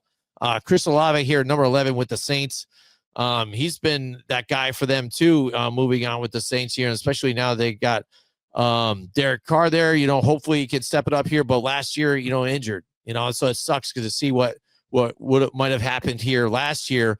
But first couple seasons, over 1,000 yards, 1,123. The second season, though, lights out. So had an injured, season last year, only playing half the games, but I think this is a hit here for the Saints. It's exactly what they needed. They just, again, have to have good, solid quarterback play here, and there we go. Yeah, I mean, Chris Olave, great pick. I love the pick. I mean, Garrett Wilson and Olave were like my top two players at wide receiver that I thought would have went earlier. But I mean, I think Drake London should have fell to the Saints, and maybe that would have been the pick for them. But hey, they went out. They got Olave. Great speedster, guy that takes the top off the roof of a defense. Mm-hmm. And I really like what the Saints have offensively. You just like to see a little bit more health on both sides of the ball. And Derek Carr, the funny thing about Derek Carr last year, as much as he missed like pretty much half the year, whenever he started, the Saints won. Whenever he wasn't in the starting lineup, they lost every game. So yeah, if that doesn't tell you that they have a good quarterback, nothing will. Oh yeah, we definitely got to see, a few different things here last season here. That's the other thing with too, the Saints. is that they talk about Carr being injured on that team, but the whole receiving core, the starting receiving core, went missing and due to injury. So it's like, yep. And you had the offensive line issues, like being injured, and the defense wasn't playing up to par because the offense couldn't hold their own. So yeah, it was a debacle. Yeah, yeah, exactly. Like I never seen a team to go from so high early on and explosive to so bottom barrel. Like wow, and it's just because that shows you what injuries can do, and it messes up your momentum too. Because that's what I mean. They were destroying teams early on, and people were like, wow, who the hell are these guys? Pulling them out. And then just again, and end up getting their coach fired. Everybody fired. Terrible too. I mean, yeah, exactly. Everybody get the hell out of here. But yeah, again, a few different things were answered. Derek Carr, I think, was better for them. I think they'd be fools kind of let him go. And Spencer Rattler is not the guy again either. No, I don't won't think be this so year. Derek Carr is definitely quarterback this year. Yep. So Jameson Williams now too. Again, injured early on in his career too. So this year you got to really kind of see him now. Finally, kind of like a full season, just about almost, but as much as you could though. And again, 1,000-yard wide receivers, some of the spectacular plays that he had with Amon-Ra St. Brown and the other talent that you have on this team. Yep. So he's not expected to be the guys, because that's the thing though too, is they brought him in. They're like, oh, this is a great speedster, blah blah, and You never got to see him. Never was on the field. Ball boss. You're like, oh, are we even going to get anything out of this guy? To where you and I had even talked about, I'm like, are we going to come to 2025 and have to evaluate Jameson Williams and be like, he's a bust or something, just because we don't know. He's never out there. So for him, for me, it's debatable because he's just injury prone. He's an injured nonstop. He's just not on the field. And a gambling issue, on top of that, the fines for the gambling, you know what I mean? And you kind of see a little bit of, you see it in his attitude. He's got a little bit of something to him. It's a negative, I'd say, on his end, but he's a spectacular athlete, so for me, it's tough to grade a Jameson Williams there at this point still. What do you think? Jameson Williams to me is an electrifying player that I don't think he's reached his full potential yet because, like you mentioned, the injuries, the amount of time that this guy's missed, and that's kind of what's delayed the development of Jameis. Jesus, Jameson Williams, yeah. Can't talk right now. I Jameson know. Williams. I think that with this pick, it's a miss for me, and the reason why is like exactly what Jim was saying is the best ability is availability. And it doesn't matter how great of a player you are, if you can't be available for your team week in and week out and help them win games, then what good are you? You're not helping your team. So I think Jameson Williams is a great person. He's a great player. He's made some mistakes and he owns it and he's had some great face-to-face talks with Dan Campbell and they have a great relationship. So I think he can be a great player. I think he can become worthy of this pick. I just think at the current status right now, maybe this year changes everything in the views of him. But for right now, he just missed too much time for me. All right, here we go. Next pick, number 13. Jordan Davis here. Yeah, Jordan Davis here. Yep, for the Eagles. Big, huge D tackle. Huge D tackle. Guy's a mountain of a man. And has solidified that starting D tackle spot for the Eagles. This is a great pick. Jordan Davis is actually in this particular draft was being brought up as maybe even a top 10 pick. And there were some teams that were like, oh, it could happen. And you could see it because you can't teach size. And the guy's just absolutely enormous. So given the athletic ability that he had, I think he ran a sub 5 flat 40. It's ridiculous for a guy his size. He's like 340 pounds. He is 4.7840. He's just gigantic. And for him to move like that was incredible. So 13th overall, the Eagles get him. And this is kind of Howie Roseman just doing what he does in every draft. He doesn't make something happen as much as people might believe. It's like, oh, he just does this, does that, trades up, trades down. Not always. Sometimes he just sits there at his current pick and lets the draft fall to him, and he takes the best player available and doesn't even think twice about it. And that's what makes Howie Roseman great, is that he doesn't overthink picks. He doesn't overdo it. So this is yet another piece of evidence for Howie Roseman being a great GM that he is. Jordan Davis, huge hit for me. Yeah, I'm going to agree too. Again, it's a perfect type of fit player here for that defense and what they did. And that's what, Howie Roseman does, so I agree with you there too, and where it laid out here for them. So let's move on here to Kyle Hamilton here for the Baltimore Ravens, Joe. What do you think? Yeah. Kyle Hamilton, phenomenal safety out of Notre Dame. This guy had a lot of criticism too. Coming out of the draft, some people like, oh, he's not that fast. Can he go sideline to sideline? There was some scrutiny about it, but this guy is a football player. Like, he might not be the fastest dude on the field, and he's definitely got size. That's what he does have. But yep. He might not be the fastest guy, the most athletic, but man, this guy just makes plays for the Baltimore Ravens. He just he's in the box, he's deep, he's coverage wise, playing the run, you name it. This guy is a part of this defense, and he is a phenomenal player for them. So I think this is a huge hit for Baltimore. I think they hit the hit the nail on the head here. Yeah, I agree too. Again, I think he kind of, you look at that guy on that defense now, he's not the Ray Lewis type of guy or Suggs type of guy, but I think when you look at Kyle Hamilton, I think he is like embodies the Baltimore Ravens defense. I think at this point, I think Just for a him physical on football the player. second, yeah, right. And again, all around everywhere, forcing fumbles, interceptions, sacks. Like you said, coming off the edge, rushing the quarterback too on top of it. It's all around player, back to back Pro Bowls, AP players. So I agree too as well. It's a big time hit for the Baltimore Ravens. They constantly do it too as well. Another one of those teams that just hits all the time. All right, Kenyon Green here for the Houston Texans, Joe. I picked number 15. Huge disappointment. Just start off saying that.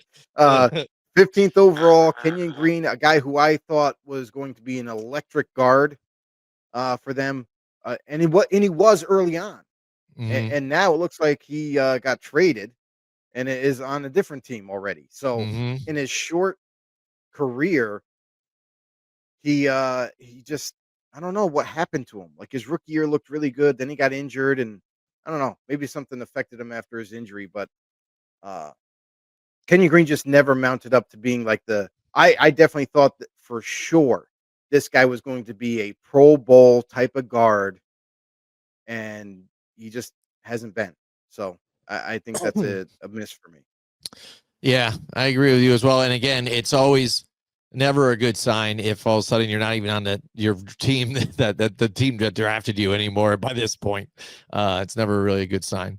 All right, so moving on to Jahan Dotson now here by the Washington Commanders, and a guy that kind of seemed like for me that he could start to be something. Like you always saw flash like, oh, look at this guy Dotson. Okay, he's kind of doing something. Yeah. But again, it's never really panned out here, for the Commanders. Yeah, that pick to me was kind of one of the biggest reaches of the first round for me. I didn't have Jahan Dotson that high on my list, and when I saw him get picked in the first round, I'm like, wait a second, is that the same guy that I'm thinking of? Like, I'm like, looking through your there's papers, no way. Be somebody else. There's no way. There's got to be another Jahan Dotson.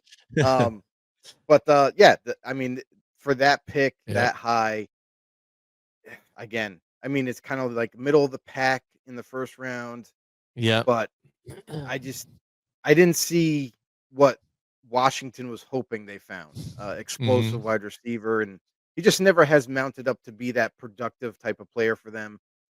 He's another guy that hasn't been the healthiest either, and for me, it's just a miss. Like it's one of those things where we tried, we failed, we're moving on. Right. It was something that that's one of those things that just only explains that they had this guy in here or they talked to him and they just liked him. That was their guy. It doesn't matter what these other people were or whatever. And you heard, they liked them. You know what I mean? And that's where it is. And sometimes it works for you. Sometimes it don't, Right. And you know what else works for us, Jim? What's that? If people that are tuning in, if they go over to Grumblings Media on YouTube That is and true. hit that subscribe button for us, continue to help grow this channel, support this channel. While you're there, hit the thumbs up on the likes, share it to all your family and friends that love football talk, and don't forget, when we go live like this, guys, you need to comment down below so then we can read your comment off, whether it be a question, comment, whatever. Share in the conversation. Absolutely. But yeah, that's what I was trying to say. Yeah. So, Grumblings Media. Hey, by the way, little nugget. Pat ourselves on the back here for Grumblings Media. We have gotten over 8,000 now. 8,000 subscribers. Yeah, and we are still climbing. Yeah. It hasn't been too long ago where it was 5,000. Oh, I know. And now all of a sudden we're eclipsing 8,000. We want you guys to jump on board and ride the wave with us. Right. I think even when we joined on with Grumblings Media, and that was just only a season ago. Yeah, that was not even a full year ago. Yeah. Not even a full year ago. I want to say that was only like 2,000, right? Somewhere around there, I want to say. I don't think it was nowhere near 4,000 something. Like 1,000. It was just getting there. Yeah, yeah. So we're growing, baby, and you guys can grow with us. We're like a big family. We want to be like the big Italian family. That's right. Everybody come in. Hey, forget about it. There's only one way out though. All Right. right, so here we go. Zion Johnson is the next pick here for the Tennessee, or for the Chargers. Sorry, the Los Angeles Chargers here. Zion Johnson here, Joe. What do you think? Little jealous. I'm a little jealous of the Chargers right now. Mhm. Zion Johnson, really good guard, has definitely locked down that position from day one and has done it at a high level. So at 17, this is a huge hit for me. This is a team that has done a phenomenal job building through the draft and reconstructing that offensive line of theirs. So they killed it. They killed it. All right. So let's move on to Treylon Burks here in the Tennessee Titans. There's the Titans. Yeah. And again, I think we spoke about this too during the draft. You didn't happen to make it, but we were texting. And again, I thought this was a reach here for Treylon Burks here for the Titans. I didn't like the pick at all, especially for a team there. You're looking at them. This was the draft that they traded away AJ Brown. And then they brought in Treylon Burks, and I was like, well, that's not going to work. Like, so I don't think that's right. So, Joe, I think they whiffed completely on this one here, Joe. So what do you think? Yeah, it completely missed, and it was another bad pick. So here's the thing, is we talk about bad drafting teams on the show, and this is the epitome of it. This is a team that drafted poorly, took Treylon Burks because they thought they obviously liked him at the time, but this guy, even when healthy, doesn't do much. He's almost invisible in games. Like, yeah, he might catch a couple first downs, but it's like the guy's not a go-to receiver, and it took him in the first round. The guy's just not that impactful. I mean, so yeah, Yeah. terrible pick. And I hope Tennessee doesn't screw up this draft because they're picking 1 overall. There's no excuses. It's not like you're Right. picking in the middle of the draft, say, "Oh, well, we didn't get our guy, so we took this guy." No, you're picking 1 overall. You better nail it. You better, right? And that's the thing. Like, if I remember that again for this draft, is that the news happened that night. The trade went down that night, and it blew up the whole place. Oh, it was Everybody crazy. was going like, Dude. what just happened? So you trade away your number one receiver. So you are expected to draft a number 1 receiver, and you've got B receiver, C receiver. You know what I mean? Wide receiver 5. At this point, yes, terrible. So definitely whiffed on that one. So I'm gonna agree with And I'll say that trade to me was the worst trade Tennessee ever did. Yeah. To me, it blew my mind, and I understand there was some friction, I guess, with the front office and AJ Brown and whatnot, and the coaching staff, and that's why it kind of jettisoned out of Tennessee. Yep. But man, for them to come away with Treylon Burks as the prize out of that is terrible. Right. And again, hey, if there's friction, hey, you can make it work. There was friction in Phillies, Oh, can we talk about Cleveland? Can we talk about Myles Garrett, about how he didn't want to sign an extension, and all of a sudden, a couple days later, he signs an extension? Can't be that bad. Yep, absolutely. All right, so Joe, that leads us to 19. We're almost done here with this draft, the 2022 draft. We're going over here, hit or miss, play along, you guys. Trevor Penning, let us know in the comments too if you guys listen to this on an audio podcast too later. Is on. Let us know in the comments too. Post it up there. Trevor Penning here. We talked about this here with the Saints. Pretty good here, but very physical type of lineman.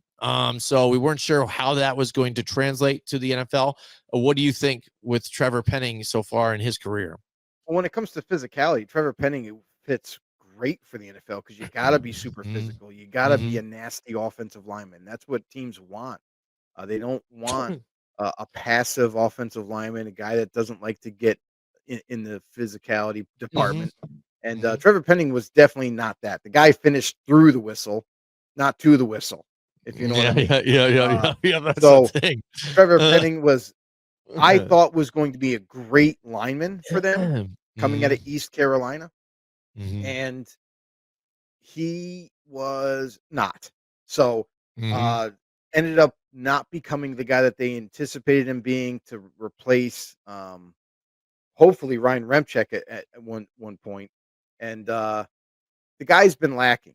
The guy just isn't getting it. He's stiff. He's a little slower than they anticipated, and it showed up, on the football field. Just struggled against speed rushers and just hasn't been the same. Now, up to this point, he's played better, so there's hope for him. Mhm. But with this pick, they were expecting to get themselves again another solid offensive lineman, a guy that they can plug and play, and it didn't happen. So it's a miss for me. Right, right. And the thing is too here, like you said, even early on trying to get onto the field first of all, Mhm.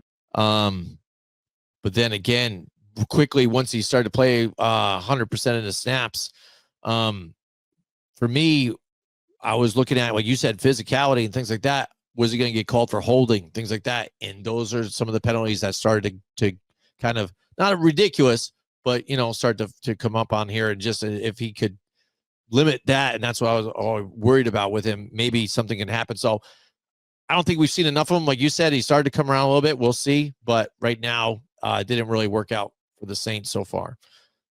All right, next, we've got Kenny Pickett and the Pittsburgh Steelers. And again, I remember this one here, Joe. Again, talking about this for show prep and for the prep for the draft.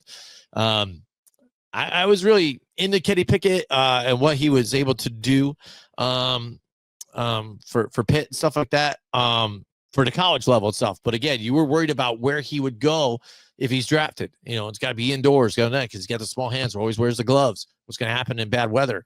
Goes to Pittsburgh. And it didn't really work out for him, again, and he's been through two different teams here. Now he's a Super Bowl champion. Imagine that. But here he is trying to rejuvenate his career with the Cleveland Browns if he can. So Kenny Pickett, again, it's out on him. So right now you've just got to say that it's a wicked miss for Pittsburgh, because they're still looking for their quarterback right now. They're still waiting on the wings of Aaron Rodgers, maybe call me or something, or who knows what's going on. But so I say it's a big whiffer for the Pittsburgh. That's got to be something a little bit to be looking into, is the fact that Aaron Rodgers went out to Pittsburgh and then started throwing with DK Metcalf. Mm-hmm. Doesn't that, why would you even be bothering to work out or throw the ball if that's not where you're going? Yeah. So I don't know. Something tells me that this thing is just being more of a dramatic reveal when Yeah. Rodgers finally puts ink to paper. Mm-hmm. But I think he's going to Pittsburgh. I think it's safe to say, like, why else would you be out there working out with DK Metcalf, throwing the ball around? And I think it's just a matter of waiting till the contract gets approved. You know what I mean? To where he can just show up and sign it. So I don't know. It seems a little weird. But going to Kenny Pickett, yeah, it's a miss easily, because he's not even on the team anymore. Mm-hmm. He's had a couple of stops now, and now recently being traded to Cleveland. So maybe he'll get a real legit shot in Cleveland to compete against Deshaun Watson. And here's the other thing about Deshaun Watson is he's not even healthy enough to play yet. You have to play yet. Like, Mm-hmm. so I don't even know if he'll be ready to go week 1 at this stage.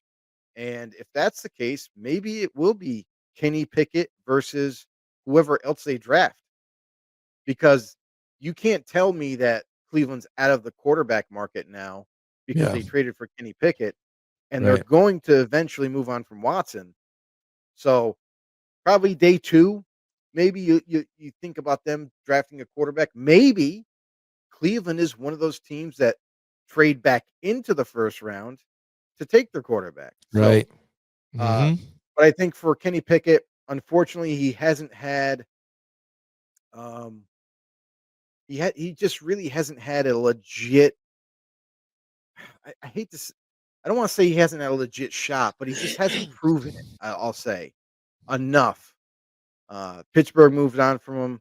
The Eagles, he was just a backup anyway. Right. But I think the guy has talent. As much as I wasn't high on him because of varying, traits that I saw, that I just was like, I just don't know if he. But I'll say this: he's proven me wrong to a point so Mm-hmm. far. I said he'll never be a starter. He technically was a starter in Pittsburgh. Yep. So so he's Yep. proven me wrong in that aspect, but let's see if he can actually be a franchise quarterback. Right. Right. Yeah, I agree as well. All right, next up, we're moving right along here. The 21st pick, the Kansas City Chiefs selected Trent McDuffie. I think this is a hit Great too pick. with them. He's been Great pick. a keystone in that defense here, just a shutdown corner for them. Big time player. So you can't say anything, enough about this guy here and He what the Kansas City Chiefs even did in this draft here this year. Yeah, he is the best nickel corner in the league. Mhm. He just is. Now, here's the interesting thing, is Trent McDuffie has the ability to play outside, but he doesn't play it all the time outside. Mhm. So, Mhm. I think he's the best nickel corner, but, at 21 overall for a pretty much a guy that just plays inside a lot, I thought that he would eventually kick out to outside, if anything, and I don't think Kansas City views him in that aspect, so but he's one of the best corners, like, there's no doubt about it, so as much as I want to hate on this pick, being the Yeah, I know, Chiefs, right? I think they did a great job. I think this is a great selection for them at 21, and he is, I feel like he's the glue to that secondary. He's definitely a guy that a lot of players look up to, Mhm. and, yeah, definitely a hit for me. All right, next up, we've got Quay Walker here for the Green Bay Packers, Joe, linebacker. Um, Yeah, I yep. think he's Quay pretty Walker, good. very good player. I Mhm. think he's been electric for them. He's been a good pass rusher. He's been a solid piece to kind of help run the defense, keep everybody in the right alignment. Quay Walker, I think it's a huge hit for me. And this is a guy Mhm. that was coming out of Georgia that in this class they had a ton of players that were most likely getting drafted. So for him to stand out enough to be picked in the first round, like Quay Walker did his thing. So Green Bay did a good job. Yeah, and the thing is, for me, it's like he's not that standout Pro Bowler type of player, but he's consistent and is good, consistent tackler too. Always involved in getting to the ball and making plays there on that end, and that's what I think I like about Quay Walker here. Yeah, he's great For them. sideline to sideline, Mm-hmm. phenomenal tackler, smart, instinctive, a guy that Yep. comes down to stop the run. Like he's definitely fits perfectly with that defensive scheme. Yep. All right. Next up, the Buffalo Bills select Khair Elam. And Miss, yep, that's a wicked miss. And we get miss. to really see that on the showcase in the He's playoffs this not on year. the team anymore. He got traded to No. the Cowboys, who picked right after this. Yes, that's right. And again, that's what He I was mean. Again, terrible, yeah, he terrible was in the terrible. playoffs.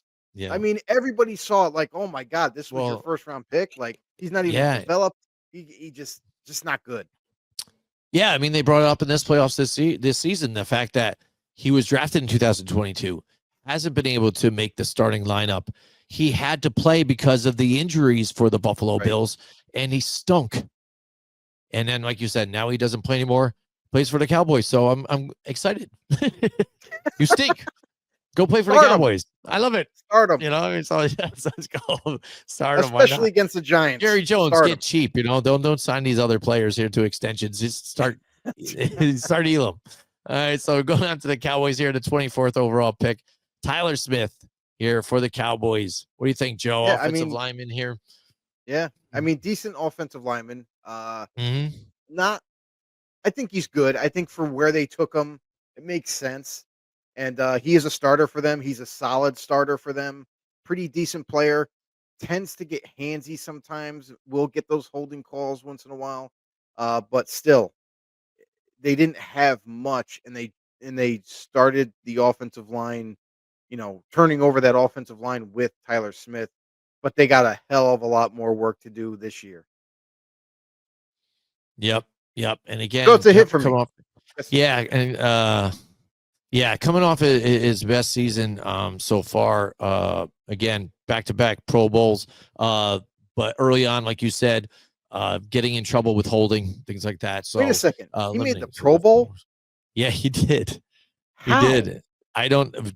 He was the 6th runner-up, Joe. You know how Oh it my goes. God, so bad. You know Yeah, how it right? goes. It's just bang, bang, bang, bang. So now all of a sudden it's like, hey, you're left. Hey, you want to play? Okay, come on, son. Come on in. Hey, you're a Pro Bowler now. Yay. That's right. You know, Ah, you know how it nice. goes. Oh Nice. my goodness. All right, Joe. All right. So like I say, we're almost done with this one. Tyler Linderbaum here for the Baltimore Ravens. Again, I like the pick when this happened here for that night. What do you think, Joe? All right, great pick. Great pick. I mean, the Mhm. value was tremendous here at 25 overall. The first round, you're getting towards the bottom of the first round. You get yourself a phenomenal offensive lineman. I mean, good for them. Baltimore. This is what kind of Baltimore does too. They seem to always get. Maybe they're not even the first round, but like somehow they have a great way of finding offensive linemen, and they Mhm. end up becoming solid starters or great starters for them. So Yep. Baltimore did it again. They get 2 picks in this first In the round draft. and land and hit on both of them. Right, exactly. And that's the thing, Joe. That's the thing. I was saying some of these franchises, they just hit every single time in the draft. And this is what Baltimore does. They do it well in the draft. And crab cakes in football. There you go. So here we go. That's what Baltimore Jermaine. does. Yeah, yeah, that's what everyone does. Jermaine Johnson, the second here for the Jets. What do you got, Joe? It's a miss for me right now. Uh, Mm, he has potential. He hasn't really developed enough. He's missed a lot of time, and that's really it.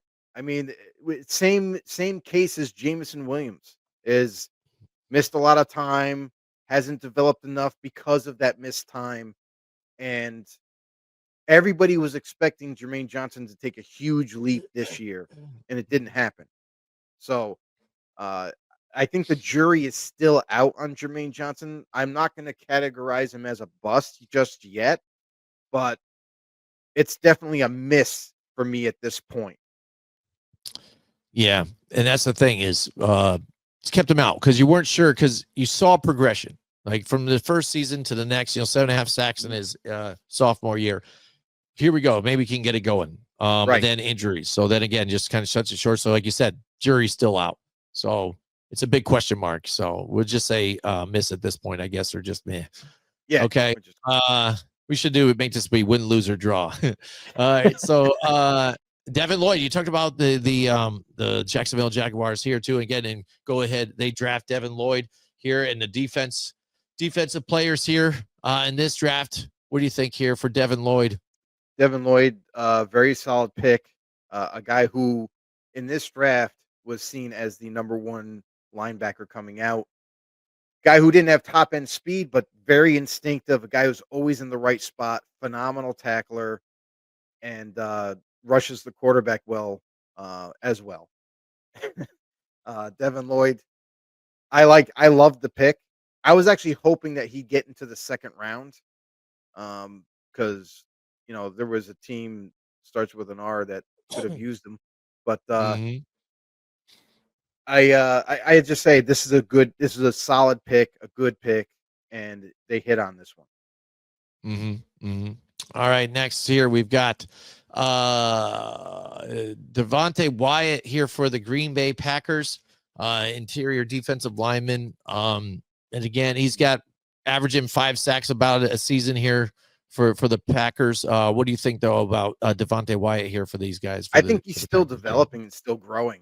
Honestly, I think Devontae Wyatt's got a really good future with Green Bay. Or if Green Bay doesn't end up re-signing him when it comes that time, maybe he goes somewhere else and blows up. But Devontae Wyatt fits their defensive scheme really well. We mentioned earlier with Quay Walker about how well he did as also. And Wyatt is starting to gain ground. I think this year is kind of where he started to wake up even more. Not necessarily on the stat sheet all the time, but I'll tell you right now, Right. he definitely impacts plays. So I think this is another solid pick, another good pick for Green Bay at 28. I like it. It's a hit. Yeah, yeah. I mean, again, it's tough for him. It's just because he doesn't start all the time, so they sprinkle him in here and there. So he's only getting about 50% of the snaps.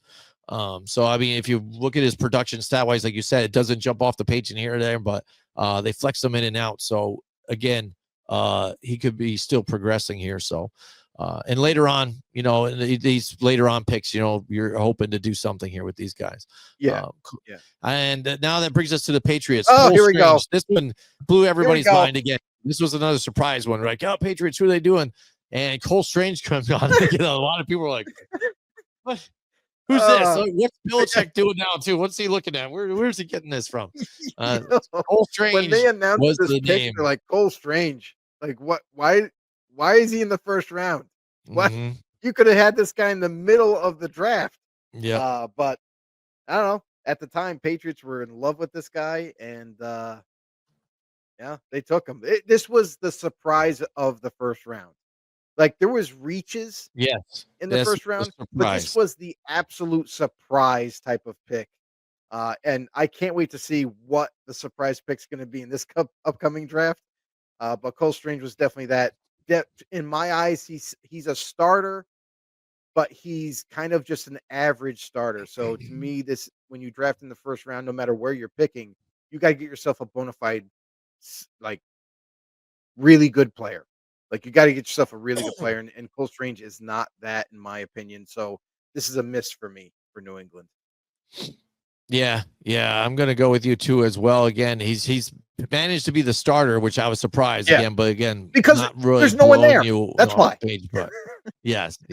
That's why we're talking to them potentially about getting offensive linemen, you know, for them this year possibly. So, and maybe they will.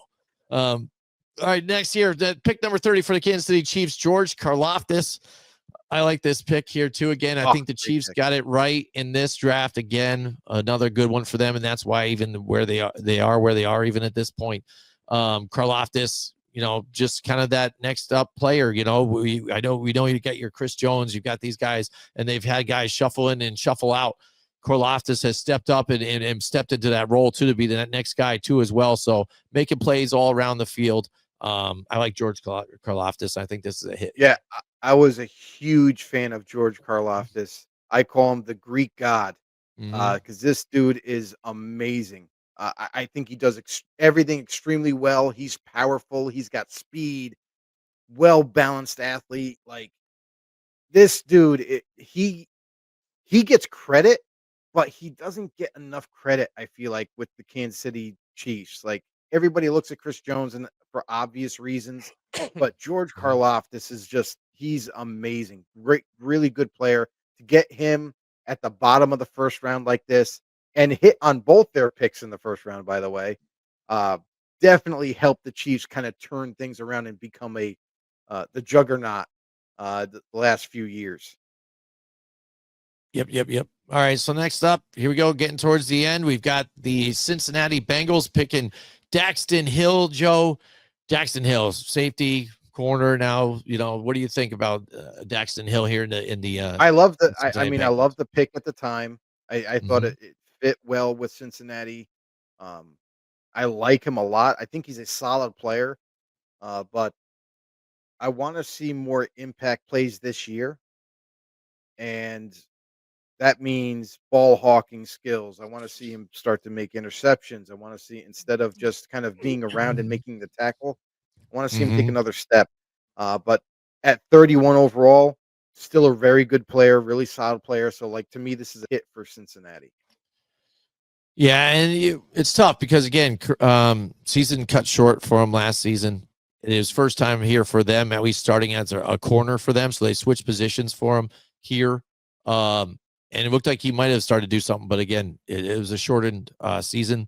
So I think the jury's kind of out still, especially if they're going to move him around in different positions. You can't keep moving guys around. Yeah. Too. They never really get set or develop in that position. It just doesn't make sense. And there's teams that have done this in the past. You know, Nnamdi Asomugha got moved around from corner to safety until they finally just kept him at corner, and then he was all pro. So maybe Cincinnati needs to look into that and say, you know what, let's pick one position, leave him there, and then he can grow from there. All right, and finally here, the 32nd pick here was by the Minnesota Vikings and Louis Cine here, Joe. Louis Cine, the pick by the Vikings. Yeah, Vikings in a trade to get that 32nd pick. Hmm. Louis Cine is a very, very good safety. For the Vikings to get him at 32 is like doesn't make any sense. Like he should have been picked earlier in the first round. Uh, just recently, he ended up going testing free agency, signed with another team. Minnesota doesn't have him anymore. Hmm. So but, I think he's a great player, and, it's a huge hit. I mean, for 32 overall to get yourself a really good safety, and I feel like the safety position is definitely undervalued in terms of how aggressive teams go for that position, and this dude is amazing. So, good for the team that traded him for him. I don't remember off the top of my head who ended up getting him, but I'll tell you or signing him, I should say. Hmm. But, great player nonetheless. So this is a huge hit at the end of the first round. I mean, you can't go wrong. Yeah, and again, just like I feel like the Baltimore Ravens, I think the Vikings, the reason why they get where they are now too is because they've been having the ability Pretty to good. draft well Yeah, too. pretty good. You know, what I mean, pretty much make Yeah, some moves, jump in and get some guys. Um, I just think they know what they're doing in the GM spot and making plays and 100%. yeah, yeah, building it, from within. And some teams don't. They just swing and miss. They try, not lack of trying. They try, just don't hit. Hey, You know, everybody's trying every year. everybody's trying. Everybody's trying. Right. Yeah. All right. So there you go, Joe. The 2022 draft, hit or miss. And we We made did it the through it, review. We and we did it. did it just about in everything in 2 hours. So there you go, Joe. Tell everybody one more time at the end of this video. If you guys haven't subscribed to Grumblings Media yet, what the hell are you guys doing? Join in with everybody else. Come on, everybody else is doing it. But Joe, tell them what they got to do. It's very simple. Jim had it going, and I Had thought it he was going. gonna take it. My And he voice is just still going. So yes. He's like, "Wait a second, I shouldn't be talking this way." yeah. But no, really appreciate everybody. All the Blitz Nation has been awesome. The support's been great. Grumblings Media, we are starting to soar. We are eclipsing 8,000 subscribers and still climbing. Mhm. Every single week, that number keeps jumping. We want you guys to be a part of it. Jump on board, become part of the Blitz Nation. Head over to Grumblings Media, hit that subscribe button for us, the thumbs up while you're there. Share it to all your family and friends. Oh yeah, and we go live every Tuesday night, 9 p.m. Eastern. So make sure you dial in right here, be part of the conversation. Drop in the comments down below because we're going to react to them. We're going to talk about them. That's what this is all about: being interactive, giving you guys also a voice.